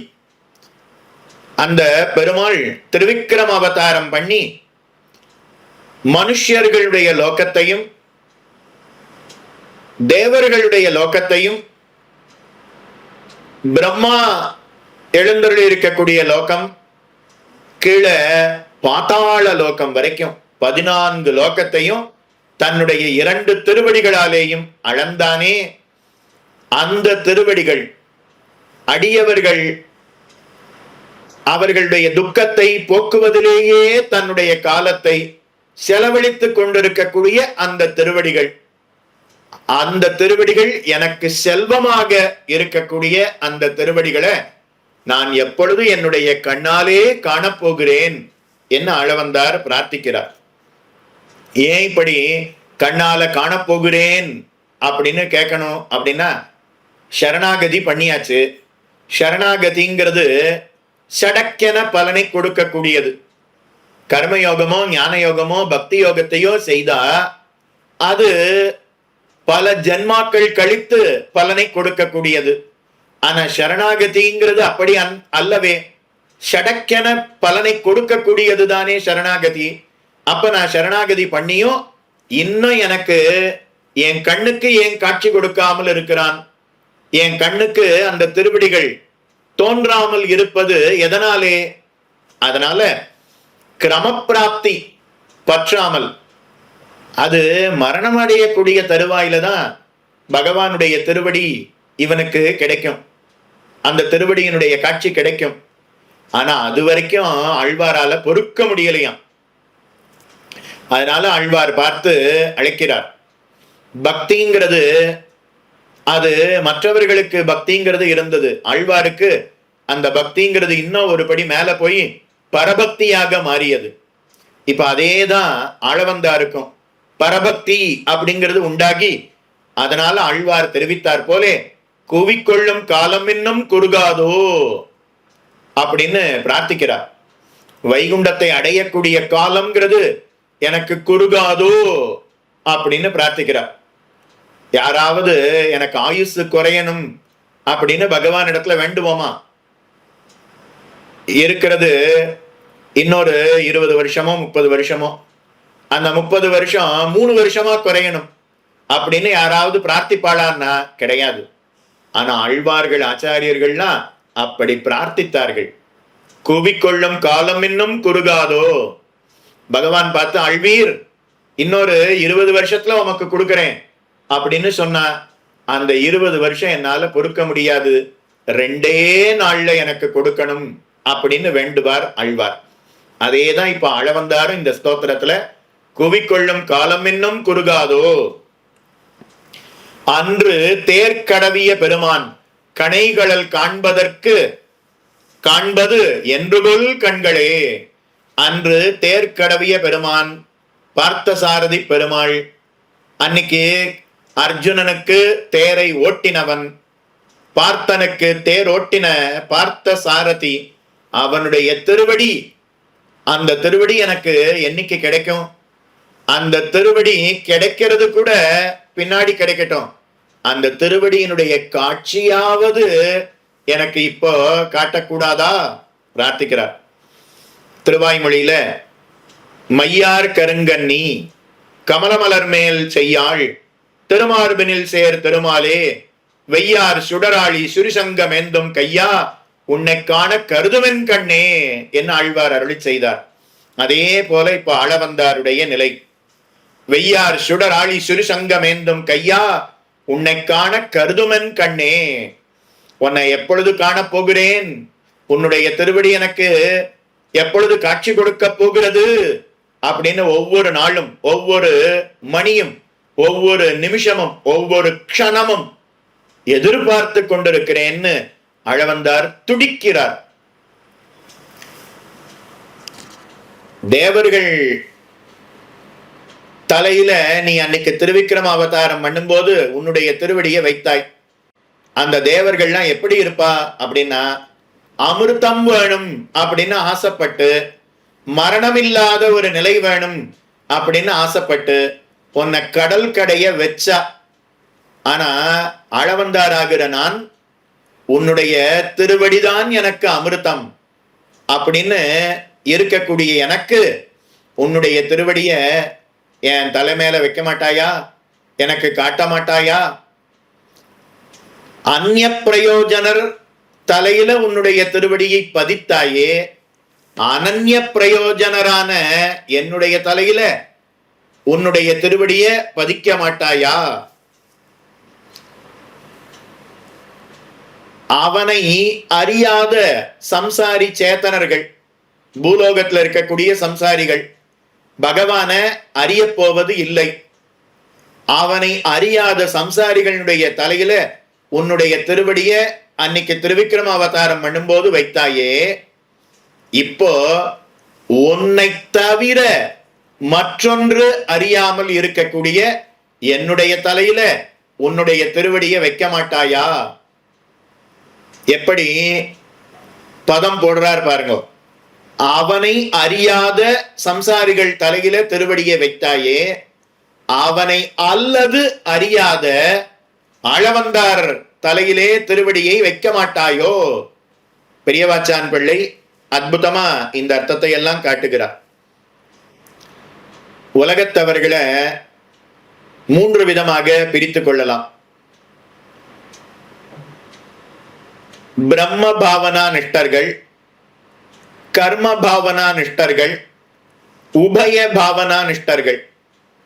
பிரம்ம பாவனா அப்படின்னா சதா பகவானை சிந்தித்துக் கொண்டு, அவனுடைய ஸ்தோத்திரத்தை சொல்லிக் கொண்டு, அவனுக்கு தொண்டு புரிந்து கொண்டு, அவனையே நினைத்து கொண்டு இருப்பவர்கள் பிரம்ம பாவனா நிஷ்டர்கள். கர்ம பாவனா நிஷ்டர்கள் அப்படின்னா உலக விஷயங்கள்லேயே ஈடுபட்டு இருப்பவர்கள் கர்ம பாவனா நிஷ்டர்கள்.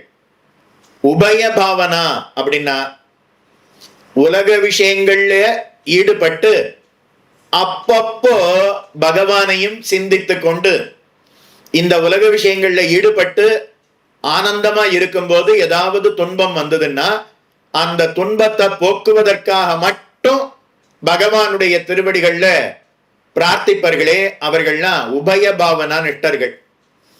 இப்போ ஆழ்வார்கள், ஆளவந்தார் முதலான ஆச்சாரியர்கள்லாம் கர்ம பாவனா நிஷ்டர்களா அப்படின்னா இல்லை. உபய பாவனா நிஷ்டர்களா அப்படின்னா அதுவும் இல்லை. அப்போ ஆழ்வாரும் ஆளவந்தாரும் யாரு அப்படின்னா பிரம்ம பாவனா நிஷ்டர்கள். இப்ப அவ பிரார்த்திக்கிறா, கர்ம பாவனா நிஷ்டர் தலையில உன்னுடைய திருவடியை வைக்கிறாய், உபய பாவனா நிஷ்டர் தலையில உன்னுடைய திருவடியை வைக்கிறாய். ஆனா பிரம்ம பாவனா நிஷ்டரா இருக்கக்கூடிய எங்களுடைய தலையில உன்னுடைய திருவடியை வைக்க வேண்டாமா அப்படின்னு பிரார்த்திக்கிறார். தனம் மதியம் தவ பாத பங்கஜம் வைத்தமாநிதி பெருமாளாக திருக்கோளூர் அப்படிங்கிற திவ்யதேசத்திலே காட்சி தருகிறான். உண்ணும் சோறு பருகு நீர் தின்னும் வெற்றிலையும் எல்லாம் கண்ணன் எம்பெருமான் என்னன்னே கண்கள் நீர் மல்கி மண்ணினுள் அவன் சேர் வளம்மிக்க அவனோர் வினவி தின்னமான் இளமான் புகுமூர் தின்னவன் இளமான் புகுமூர் திருக்கோளூரே. அந்த திருக்கோளூர்ல வைத்தமாநிதி பெருமாளாக காட்சி தருகிறான். இப்ப ஆளவந்தாருக்கு வைத்த மாநிதியாம் பெருமாள், தனம் மதியம் தவ பாத பங்கஜம் அப்படின்னு காட்டினார். குடிக்கிடந்தாக்கம் செய்து நின் தீர்த்த வடிமை குற்றேவல் செய்து உன் பொன்னடி கடவாதே வழிவருகின்ற அடியரோர் கருளி, நீ ஒரு நாள் படிக்களவாக நிமிர்த்தனின் பாதபங்கயமே தலைக்கணியாய் கொடிக்கொள் பொன்மதில் சூழ் குளிர்வயல் சோலை திருப்புளிங்குடி கிடந்தானே. படிக்கிழவாக நிமிர்த்த நின் பாதபங்கயமே தலைக்கணியாய் அப்படின்னு பிரார்த்தித்தார். உன்னுடைய திருவடிய என்னுடைய தலையிலே வைக்க வேணும், உன்னுடைய திருவடிய எனக்கு காட்ட வேணும் அப்படின்னு பிரார்த்தித்தார். அடுத்த 31வது ஸ்லோகம் அதே அர்த்தத்தை இன்னும் விளக்கமாக காட்டுகிறார்.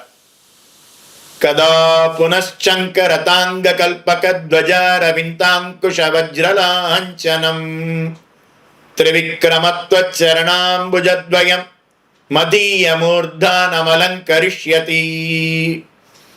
கதா புனச்சங்கரதாங்க கல்பக த்வஜாரவிந்தாங்குஷ வஜ்ரலாஞ்சனம் திரிவிக்ரமத்வச்சரணாம்புஜத்வயம் மதீயமூர்தானமலங்கரிஷ்யதி.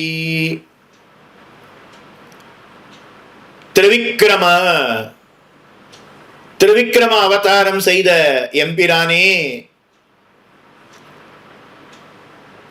சங்க ரத அதாவது ரதாங்க கல்பக துவஜ அரவிந்த அங்குஷ வஜ்ர சங்கம்.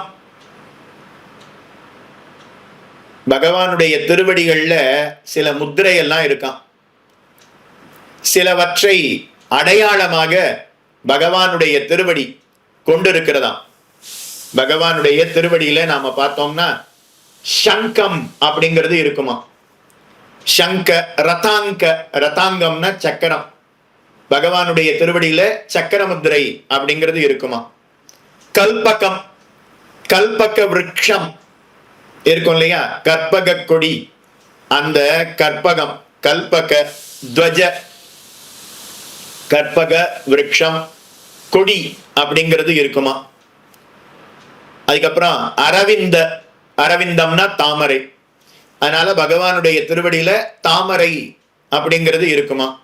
அங்குஷ, அங்குஷம் அப்படின்னா யானைய அடக்குவதற்காக ஒரு ஆயுதம் வச்சிருப்பா இல்லையா, தொரட்டின்னு சொல்லுவா இல்லையா, அதுக்கு அங்குஷம்னு பேர். அந்த அங்குஷம் அப்படிங்கிறது இருக்குமா. அதுக்கப்புறம் வஜ்ர, வஜ்ராயுதம் அப்படிங்கிறது இருக்குமா. இந்திரன் கையில பிடித்து கொண்டிருப்பானே வஜ்ராயுதம், அந்த வஜ்ராயுதம் பகவானுடைய திருவடியில அது இருக்கிறதாம். அதனால வஜ்ர லாஞ்சனம், பகவானுடைய திருவடியில சங்கம் சக்கரம் கல்பக விருட்சம், அதுக்கப்புறம் தாமரை, அதுக்கப்புறம் அங்குஷம் தொரட்டி வஜ்ரம், இது அத்தனையும் பகவானுடைய திருவடியில இருக்குமா. அந்த அடையாளத்தோட இருக்கக்கூடிய பகவானுடைய திருவடிகள், அந்த திருவடி தொச்சரணாம்புஜத்வயம், தொத்து உன்னுடைய சரண திருவடிகள், அம்புஜ அந்த திருவடி தாமரை போன்ற திருவடிகள், துவயம் இணை அடிகள், உன்னுடைய திருவடி தாமரை இணை, அந்த இணை அடிகள் மதிய மூர்தானம், மதியம் என்னுடைய மூர்தானம் தலையை அலங்கரிஷ்யதி. கதா புனக எப்போதுதான் அலங்கரிக்க போகிறது. மீண்டும் என்னுடைய திருவடியில், மீண்டும் என்னுடைய தலையில் உன்னுடைய திருவடியை வைத்து எப்பொழுது என்னுடைய தலையை அலங்கரிக்க போகிறாய் அப்படின்னு கேட்கிறார். மீண்டும் அப்படின்னா ஏற்கனவே ஒரு தடவை வச்சிருக்கானா. கீழ் ஸ்லோகத்தினால உன்னுடைய திருவடிய என்னுடைய தலையில வைக்கணும்னு பிரார்த்திச்சாரே, பகவான் கேட்கிறானா. அதுதான் திருவிக்கிரம அவதாரம் பண்ணும்போது எல்லார் தலையிலேயும் என்னுடைய திருவடியை வைத்தேனே. அப்ப நீரும் ஏதோ ஒரு லோகத்துல இருந்திருப்பீரே, இன்னும் வைகுண்டத்தை அடையாம இருக்கீர்னா அப்ப திருவிக்கிரம அவதாரம் பண்ணும்போது ஏதோ ஒரு லோகத்துல இருந்திருப்பீர் அப்படின்னு தெரியறது. அப்ப நான் 14 லோகங்களையும் நான் திருவடியை நீட்டி அளக்கும் போது உம்முடைய தலையிலேயும் அந்த திருவடியை வைத்திருக்கிறேனே. சொன்ன உடனே நீ சொன்னது உண்மைதான். உன் திருவடி முந்தின ஜென்மத்துல, அதுக்கு முந்தின ஜென்மத்துல நீ திருவிக்கிரம அவதாரம் பண்ணும்போது என் தலையில பட்டுது. ஆனா உன்னுடைய திருவடி அது உயர்ந்த திருவடி, பாபத்தை போக்கக்கூடிய திருவடி, மங்களங்களை கொடுக்கக்கூடிய திருவடி அப்படிங்கிற ஞானம் இல்லாம நான் இருந்து விட்டேன். உன் திருவடி என் தலையில படும்போது தலையில ஏதோ ஒரு தூசு விழறதா நினைச்சு அதை தட்டி விட்டுட்டேன். அப்போ உன்னுடைய திருவடிங்கிற ஞானம் இல்லாமல் நான் இருந்தேன். இப்ப ஞானம் வந்துடுத்து. அதனால இன்னொரு முறை அந்த திருவடியை என்னுடைய தலையில வைப்பாயா அப்படின்னு பிரார்த்திக்கிறார். தொடர் வண்டியில நாம போறோம்னு வச்சுக்கோங்க. அப்ப நமக்கு கீழே படுக்கை அப்படிங்கிறது இருக்கும், நடுவுல ஒருத்தர் படுக்கை இருக்கும், மேல ஒருத்தர் படுக்கை இருக்கும். அந்த மேல ஒருத்தர் படுத்துட்டு இருப்பாரு, அவர் கொஞ்சம் உயரமா இருக்காருன்னு வச்சுக்கோங்க. அவருடைய படுக்கையை தாண்டி காலை வெளியில நீட்டி இருப்பார். நாம அந்த பக்கமா நடக்கும்போது அவர் கால் நம்ம தலையில படும். பட்ட உடனே அவரை பார்த்து ஒரு முறைச்சிட்டு அப்படியே தலைய அப்படின்னு ஒரு தட்டு தட்டி விடுவோமா இல்லையா? அத போல நீ முன்னொரு காலத்துல திருவிக்கிரம அவதாரம் பண்ணும்போது உன்னுடைய திருவடிய என் தலையில வைத்தாய். ஆனா அது ஏதோ தூசி அப்படின்னு நினைச்சு அப்படியே நான் தட்டி விட்டுட்டேன். ஞானம் இல்லாமல் இருந்தேன். இப்ப ஞானம் வந்துடுத்து. அதனால மீண்டும் ஒரு முறை வைக்க வேணும். அதனால கதா புனகா புனகா மீண்டும் ஒரு முறை வைப்பாயா பிரார்த்திக்கிறார். அந்த திருவடியில என்னென்ன அடையாளம் இருக்கு அப்படின்னா சங்க ரேகை, சக்கர ரேகை, அதுக்கப்புறம் கல்பக விருட்சம், அப்புறம் கொடி, தாமரை, அங்குஷம், வஜ்ரம், இத்தனை அடையாளங்களோட கூடி இருக்கக்கூடிய அந்த திருவடியம். ராமாவதாரம் பண்ணும்போது பகவான் ராமாவதாரம் பண்ணினானே, அவன் கிஷ்கிந்தைக்குள்ள வருகிறான். ரிஷ்யமூக பர்வதத்துக்கு அருகில ராமலக்ஷ்மணர்கள் வருகிறார்கள். சுக்ரீவன் பயந்து போனான். ஹனுமான தூது அனுப்பினான். வந்திருக்கிறவா யாருன்னு பாரு, அவ யாரையோ தேடிண்டு வர்ற மாதிரி இருக்கு. வந்திருக்கிறவா யாரை தேடிக்கொண்டு வருகிறார்கள் அதை தெரிந்து கொள்வாய். ஒரு கால் என்ன தேடிண்டு வரான்னா எதுக்காக என்ன தேடுகிறார்கள்? வாலியினால அனுப்பப்பட்டவர்களாக இருந்தால் என்ன கொல்லணுங்கிற எண்ணத்தோட தேடுகிறார்களா, இல்ல அவர்கள் வேறு பிரயோஜனத்துக்காக என்ன தேடிக்கொண்டு வருகிறார்களா? இது எல்லாவற்றையும் அறிந்து வாரும். நம்ம பத்தி சொல்லிவிடாதையும், ஆனா அவர்கள் இருவரை பற்றி நன்றாக அறிந்து கொண்டு வாரும். நீர் இந்த குரங்கு வேடத்திலே செல்லக்கூடாது, இந்த வானர ரூபத்தை மறைத்து கொள்ளும். சொன்னவுடனே அப்படியே செய்கிறேன். ஹனுமான் வானர உருவத்தை மாற்றிக்கொண்டு மனுஷ உருவத்தை எடுத்துக்கொண்டு அதிலேயும் ஒரு பிராமண வேடம் தரித்து கொண்டு, இன்னும் ஸ்பஷ்டமா சொல்லணும்னா சந்நியாசியினுடைய உருவத்தை எடுத்துக்கொண்டு ராமலக்ஷ்மணர்கள் வரக்கூடிய இடத்திற்கு அருகிலே ஹனுமான் சென்றார். ராமலக்ஷ்மணர்களை பார்த்தவுடனே விழுந்து சேவித்தார். வரவேணும் வரவேணும், ராமா லக்ஷ்மணா வரவேணும் வரவேணும், நான் சுக்ரீவனுடைய மந்திரி. சுக்ரீவன் இங்கதான் ரிஷ்யமூக பர்வதத்துல ஒரு குகைக்குள்ள இருக்கிறான். அவன் இருக்கக்கூடிய இடம் எனக்கு தெரியும். நான் அவனுடைய மந்திரி. என் பெயர் ஹனுமான். நான் வாயுவனுடைய பிள்ளை. அவன் இருக்கக்கூடிய இடத்திற்கு உம்மை அழைத்து கொண்டு செல்லுகிறேன் அப்படின்னு எல்லாவற்றையும் எடுத்துரைத்தார். உண்மை விளம்பி என்ன சொல்லியிருக்கணும்? நீர் யார், இவர் யார் அப்படின்னு அவ 2 பேரை பற்றி தெரிந்து கொண்டு தான் யாருங்கிறத சொல்லாம, சுக்ரீவன் இருக்கக்கூடிய இடத்தையும் சொல்லாம, ஹனுமான் இவர்கள் இருவரும் யார், எதற்காக வந்திருக்கிறார்கள்ங்கிறத நன்னா தெரிஞ்சுண்டு அதுக்கப்புறம் தான் சுக்ரீவனிடத்துல சொல்லி அனுமதியை பெற்றுக்கொண்டு திரும்ப வந்து சுக்ரீவன் அவனை பற்றிய சங்கதியை சொல்லி அழைச்செண்டு போயிருக்கணும். ஆனா அப்படிலாம் இல்லாம பார்த்த உடனே உண்மையை அப்படியே எடுத்துரைத்தார். எப்படி அப்படின்னா, ராமன் நடந்து வந்தான் இல்லையா, அந்த நடந்து வந்த அந்த திருவடி பட்ட அந்த இடத்தை பார்த்தார்.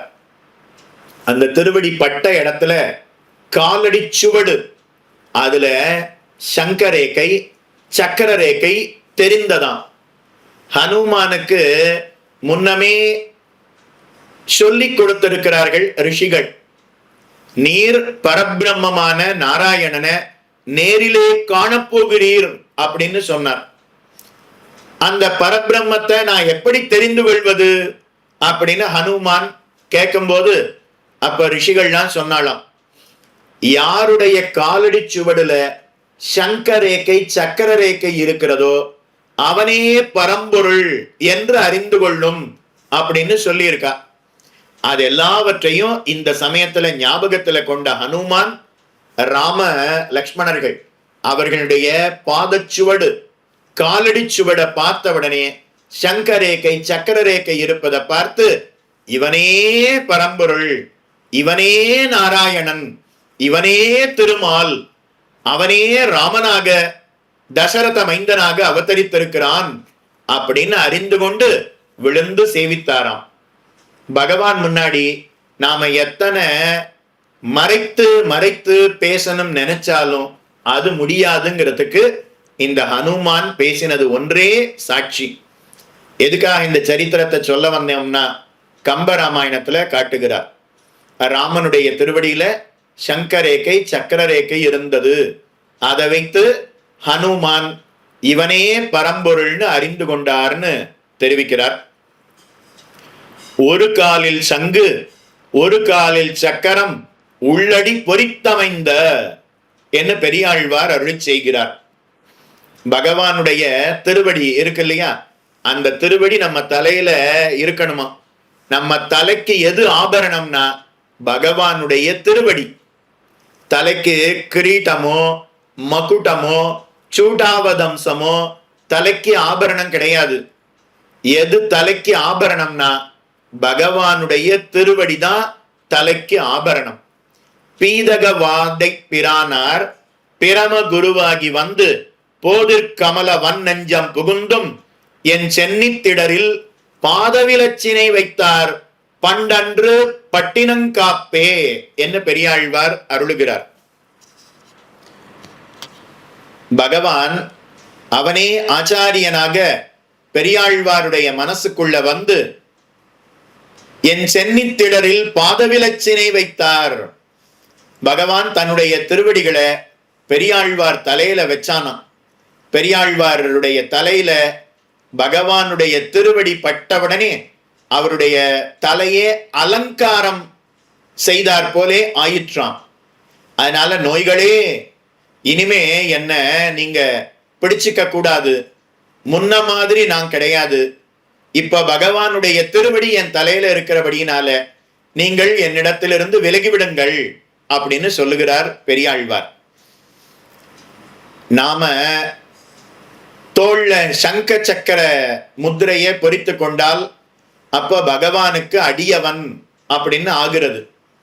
அது தோல்ல சங்க சக்கர ரேகை எப்படியோ அதே போல தலையில பகவானுடைய திருவடி அப்படிங்கிறது இருக்கணுமா. தோளுக்கு திருவாளி போலே தலைக்கு திருவடி நிலை அப்படின்னு தெரிவிக்கிறார். பெருமாள் சன்னதிக்கு போனோம்னா அங்க தீர்த்தம் கொடுப்பா, திருத்துழாய் கொடுப்பா, சக்கர பொங்கல் கொடுப்பா, பொங்கல் கொடுப்பா, புளியோதரை கொடுப்பா. இது எல்லாத்துக்கும் மேல நமக்கு மிகவும் முக்கியமானது எதுன்னா பகவானுடைய திருவடி. ஸ்ரீ ஷடகோபம் ஷடாரி அப்படின்னு சொல்றோம் இல்லையா, அதுதான் மிக முக்கியமானது. அதனால தோளுக்கு திருவாளி போலே தலைக்கு திருவடி நிலை, நீழ்கடல் என் சென்னி பொறுமே அப்படின்னு ஆழ்வார் அருளி செய்கிறார். பகவானுடைய நீழ்கடல் என் சென்னி பொறுமே, என்னுடைய சென்னி என்னுடைய தலைக்கு அதுதான் ஆபரணம் அப்படின்னு தெரிவிக்கிறார். திருமங்கை ஆழ்வார் தெரிவிக்கிறார், தளிர் புரையும் திருவடி என் தலை மேலவே. பகவானுடைய திருவடி அது என் தலையில இருக்கு, அதுதான் என்னுடைய தலைக்கு ஆபரணம் அப்படின்னு காட்டுறார். மே மூர்த்னி பாதி, கீழேயே ஒரு ஸ்லோகத்தினால மே மூர்த்னி பாதி அப்படின்னு காட்டினார். பகவானுடைய திருவடி என் தலையில பட்டது, அதனால பகவானுக்கு சந்தோஷமா. இப்படி ஆளவந்தார் அப்படின்னு ஒருவருடைய தலையில என் திருவடியை வச்சோமே அப்படின்னு பகவானுக்கு ஆனந்தம் ஏற்பட்டதாம். அதை கீழே சொன்னார். இந்த ஸ்லோகத்தினால பகவானுடைய திருவடி என் தலையில பட்டா அப்போ என்னுடைய தலைக்கு அதுதான் ஆபரணம், எனக்கு அப்பத்தான் சேஷத்துவம் அப்படிங்கிறது சித்திக்கும். சேஷத்துவமே இவ் ஆத்மாவுக்கு ஸ்வரூபம் அப்படின்னு காட்டினார் இல்லையா? அப்ப எனக்கு எப்ப சேஷத்துவம் சித்திக்கும்னா பகவானுடைய திருவடி என் தலையில பட்டாத்தான் எனக்கு சேஷத்துவம் சித்திக்கும் அப்படிங்கிறத காட்டினார். வன்புகழ் நாரணன் தென்கடற்சேரே அப்படின்னு ஆழ்வார் அருளி செய்கிறார். வன்புகழ் நாரணன் தென்கடற்சேரே,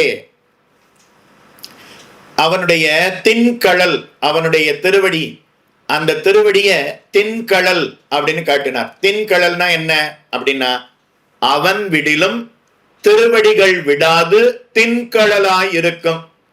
பகவான் கூட விட்டாலும் விடலாம், அவன் கை கூட விட்டாலும் விடலாம், ஆனா அவனுடைய திருவடி நம்மள ஒரு நாளும் விடாதான். அதனால திருவடிகள் விடாது தென்கடலாய் இருக்கும் அப்படின்னு தெரிவித்தார் இல்லையா? அப்படிப்பட்ட திருவடிகள் என்னுடைய தலைக்கு ஆபரணமாக என்னை அலங்கரிப்பது எப்போது? மறுபடியும் எப்போது உன்னுடைய திருவடி என்னுடைய தலையிலே படப்போகிறது அப்படின்னு பிரார்த்திக்கிறார். கதா புனச்சங்கர தாங்க கல்பக துவஜார விந்தாங்குஷ வஜ்ரலாஞ்சனம் திரிவிக்ரமத்வ சரணாம்புஜத்வயம் மதிய மூர்தானம் அலங்கரிஷ்யதி. திருவிக்கிரம அவதாரம் செய்த எம் பிரானே, சங்கம், சக்கரம், கல்பக விருட்சம், கொடி, தாமரை, அங்குஷம், வஜ்ராயுதம் இவைகளை அடையாளமாக கொண்ட உன்னுடைய திருவடி தாமரை இணை என் தலையை எப்போதுதான் மீண்டும் அலங்கரிக்க போகிறது அப்படின்னு பிரார்த்தித்தார்.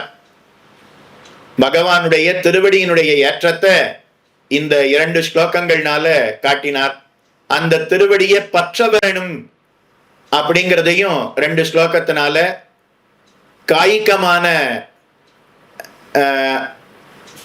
காய்கமாக செய்யக்கூடிய சரணாகதியையும் மானசிகமாக செய்யக்கூடிய சரணாகதியையும் காட்டினார். மொத்தத்துல அவனுடைய திருவடியினுடைய ஏற்றத்தை தான் இன்னைக்கு முழுக்க பார்த்திருக்கோம். அவனுடைய திருவடின்னா வேறு யாரு? அவனுடைய திருவடின்னா நம்மாழ்வார். ஆழ்வார்களுக்குள்ளே தலைவராக திருக்குருகூர் அப்படிங்கிற க்ஷேத்திரத்துல திருவவதாரம் பண்ணினவர் நம்மாழ்வார். அந்த நம்மாழ்வார் அவர் திருவவதாரம் பண்ணின வைகாசி திருவிசாக உற்சவம் அப்படிங்கிறது விசேஷமாக ஆழ்வார் திருநகரியிலே நடைபெற்று கொண்டிருக்கிறது. அடியோங்கள் சொல்லக்கூடிய இந்த 4 ஸ்லோகங்களையும் பதிவு செய்யக்கூடிய நாள் வைகாசி உற்சவத்துல 5வது நாள். இன்னைக்கு நவ திருப்பதி எம்பெருமான்களும் கருடன் மேல காட்சி கொடுத்து நம்மாழ்வாருக்கு அனுகிரகம் செய்யக்கூடிய நாள். அன்றைய தினமே அந்த திருவடிகளுடைய ஏற்றத்தை சொல்லக்கூடிய பாக்கியம் அப்படிங்கிறது அடியனுக்கு கிட்டிற்று. அடியன இங்கே சொல்லணும்னு நியமித்த ஜி.எஸ். சுவாமியினுடைய கைங்கரியம் மேல மேல வளர வேணும் என்று பிரார்த்தித்து கொண்டு இந்த ஸ்தோத்திர ரத்னத்துக்கு பெரியவாச்சான் பிள்ளை வெகு அற்புதமாக வியாக்கியானத்தை அருளினார். அந்த பெரியவாச்சான் பிள்ளையினுடைய திருவடிகளுக்கும் பல்லாண்டு பாடிக்கொண்டு அடியோங்களுடைய ஆச்சாரியர்களான ஸ்ரீமத் வேதமார்க்க பிரதிஷ்டாபனாச்சாரிய உபய வேதாந்தாச்சாரியரான வேலுக்குடி சுவாமி என்ன, காளியூர் தேவராஜன் சுவாமி என்ன, அடியன் சொன்னது புரியற மாதிரி இருந்ததுன்னா அதுக்கு அப்பெரியோர்களையே சாரும். ஏதாவது குழப்பமா இருந்ததுன்னா அது அடியனுடைய மந்தமதியையே சாரும்னு தெரிவித்து ஆச்சாரியர்களுடைய திருவடிகளுக்கு பல்லாண்டு பாடி அடியனுடைய வார்த்தைய சத்தையோடு செவிமடுத்த உங்களுடைய பொறுமைக்கும் பல்லாண்டு பாடிக்கொண்டு ஆளவந்தார் அருளி செய்த ஸ்தோத்திர ரத்னத்தை தொடர்ந்து சொல்ல வேணுமாய் பிரார்த்தித்து கொண்டு உத்திராடம் நட்சத்திரம் அன்றைய தினமாவது இத நாம் அத்தனை பேரும் பாராயணம் செய்ய வேணும்னு உங்களிடத்திலே பிரார்த்தித்து கொண்டு அடியோமோடும் நின்னோடும் பிரிவின்னி இருக்க வேண்டும் என்று சொல்லி இத்தோடு அமைகிறேன். க்ஷமிக்க பிரார்த்திக்கிறேன். ஆளவந்தார் திருவடிகளே சரணம். பெரியவாச்சான் பிள்ளை திருவடிகளே சரணம். பற்பமெனத்திகள் பைங்கழலும் தன் பல்லவமே விரலும் பற்பமென திகழ் பைங்கழலும் தன் பல்லவமே விரலும் பாவனமாகிய பைந்துவராடை பதிந்த மருங்கழகும் பாவனமாகிய பைந்துவராடை பதிந்த மருங்கழகும் முப்புரி நூலோடு முன் கையில் ஏந்திய முக்கோல் தன்னழகும் எப்பொழுதும் யதிராசன் வடிவழகு என் இதயத்துள்ளதால் இல்லை எனக்கெதிர் இல்லை எனக்கெதிர் இல்லை எனக்கெதிரே இல்லை எனக்கெதிர் இல்லை எனக்கெதிர் இல்லை எனக்கெதிரே இல்லை எனக்கெதிரே இல்லை எனக்கெதிரே இல்லை எனக்கெதிரே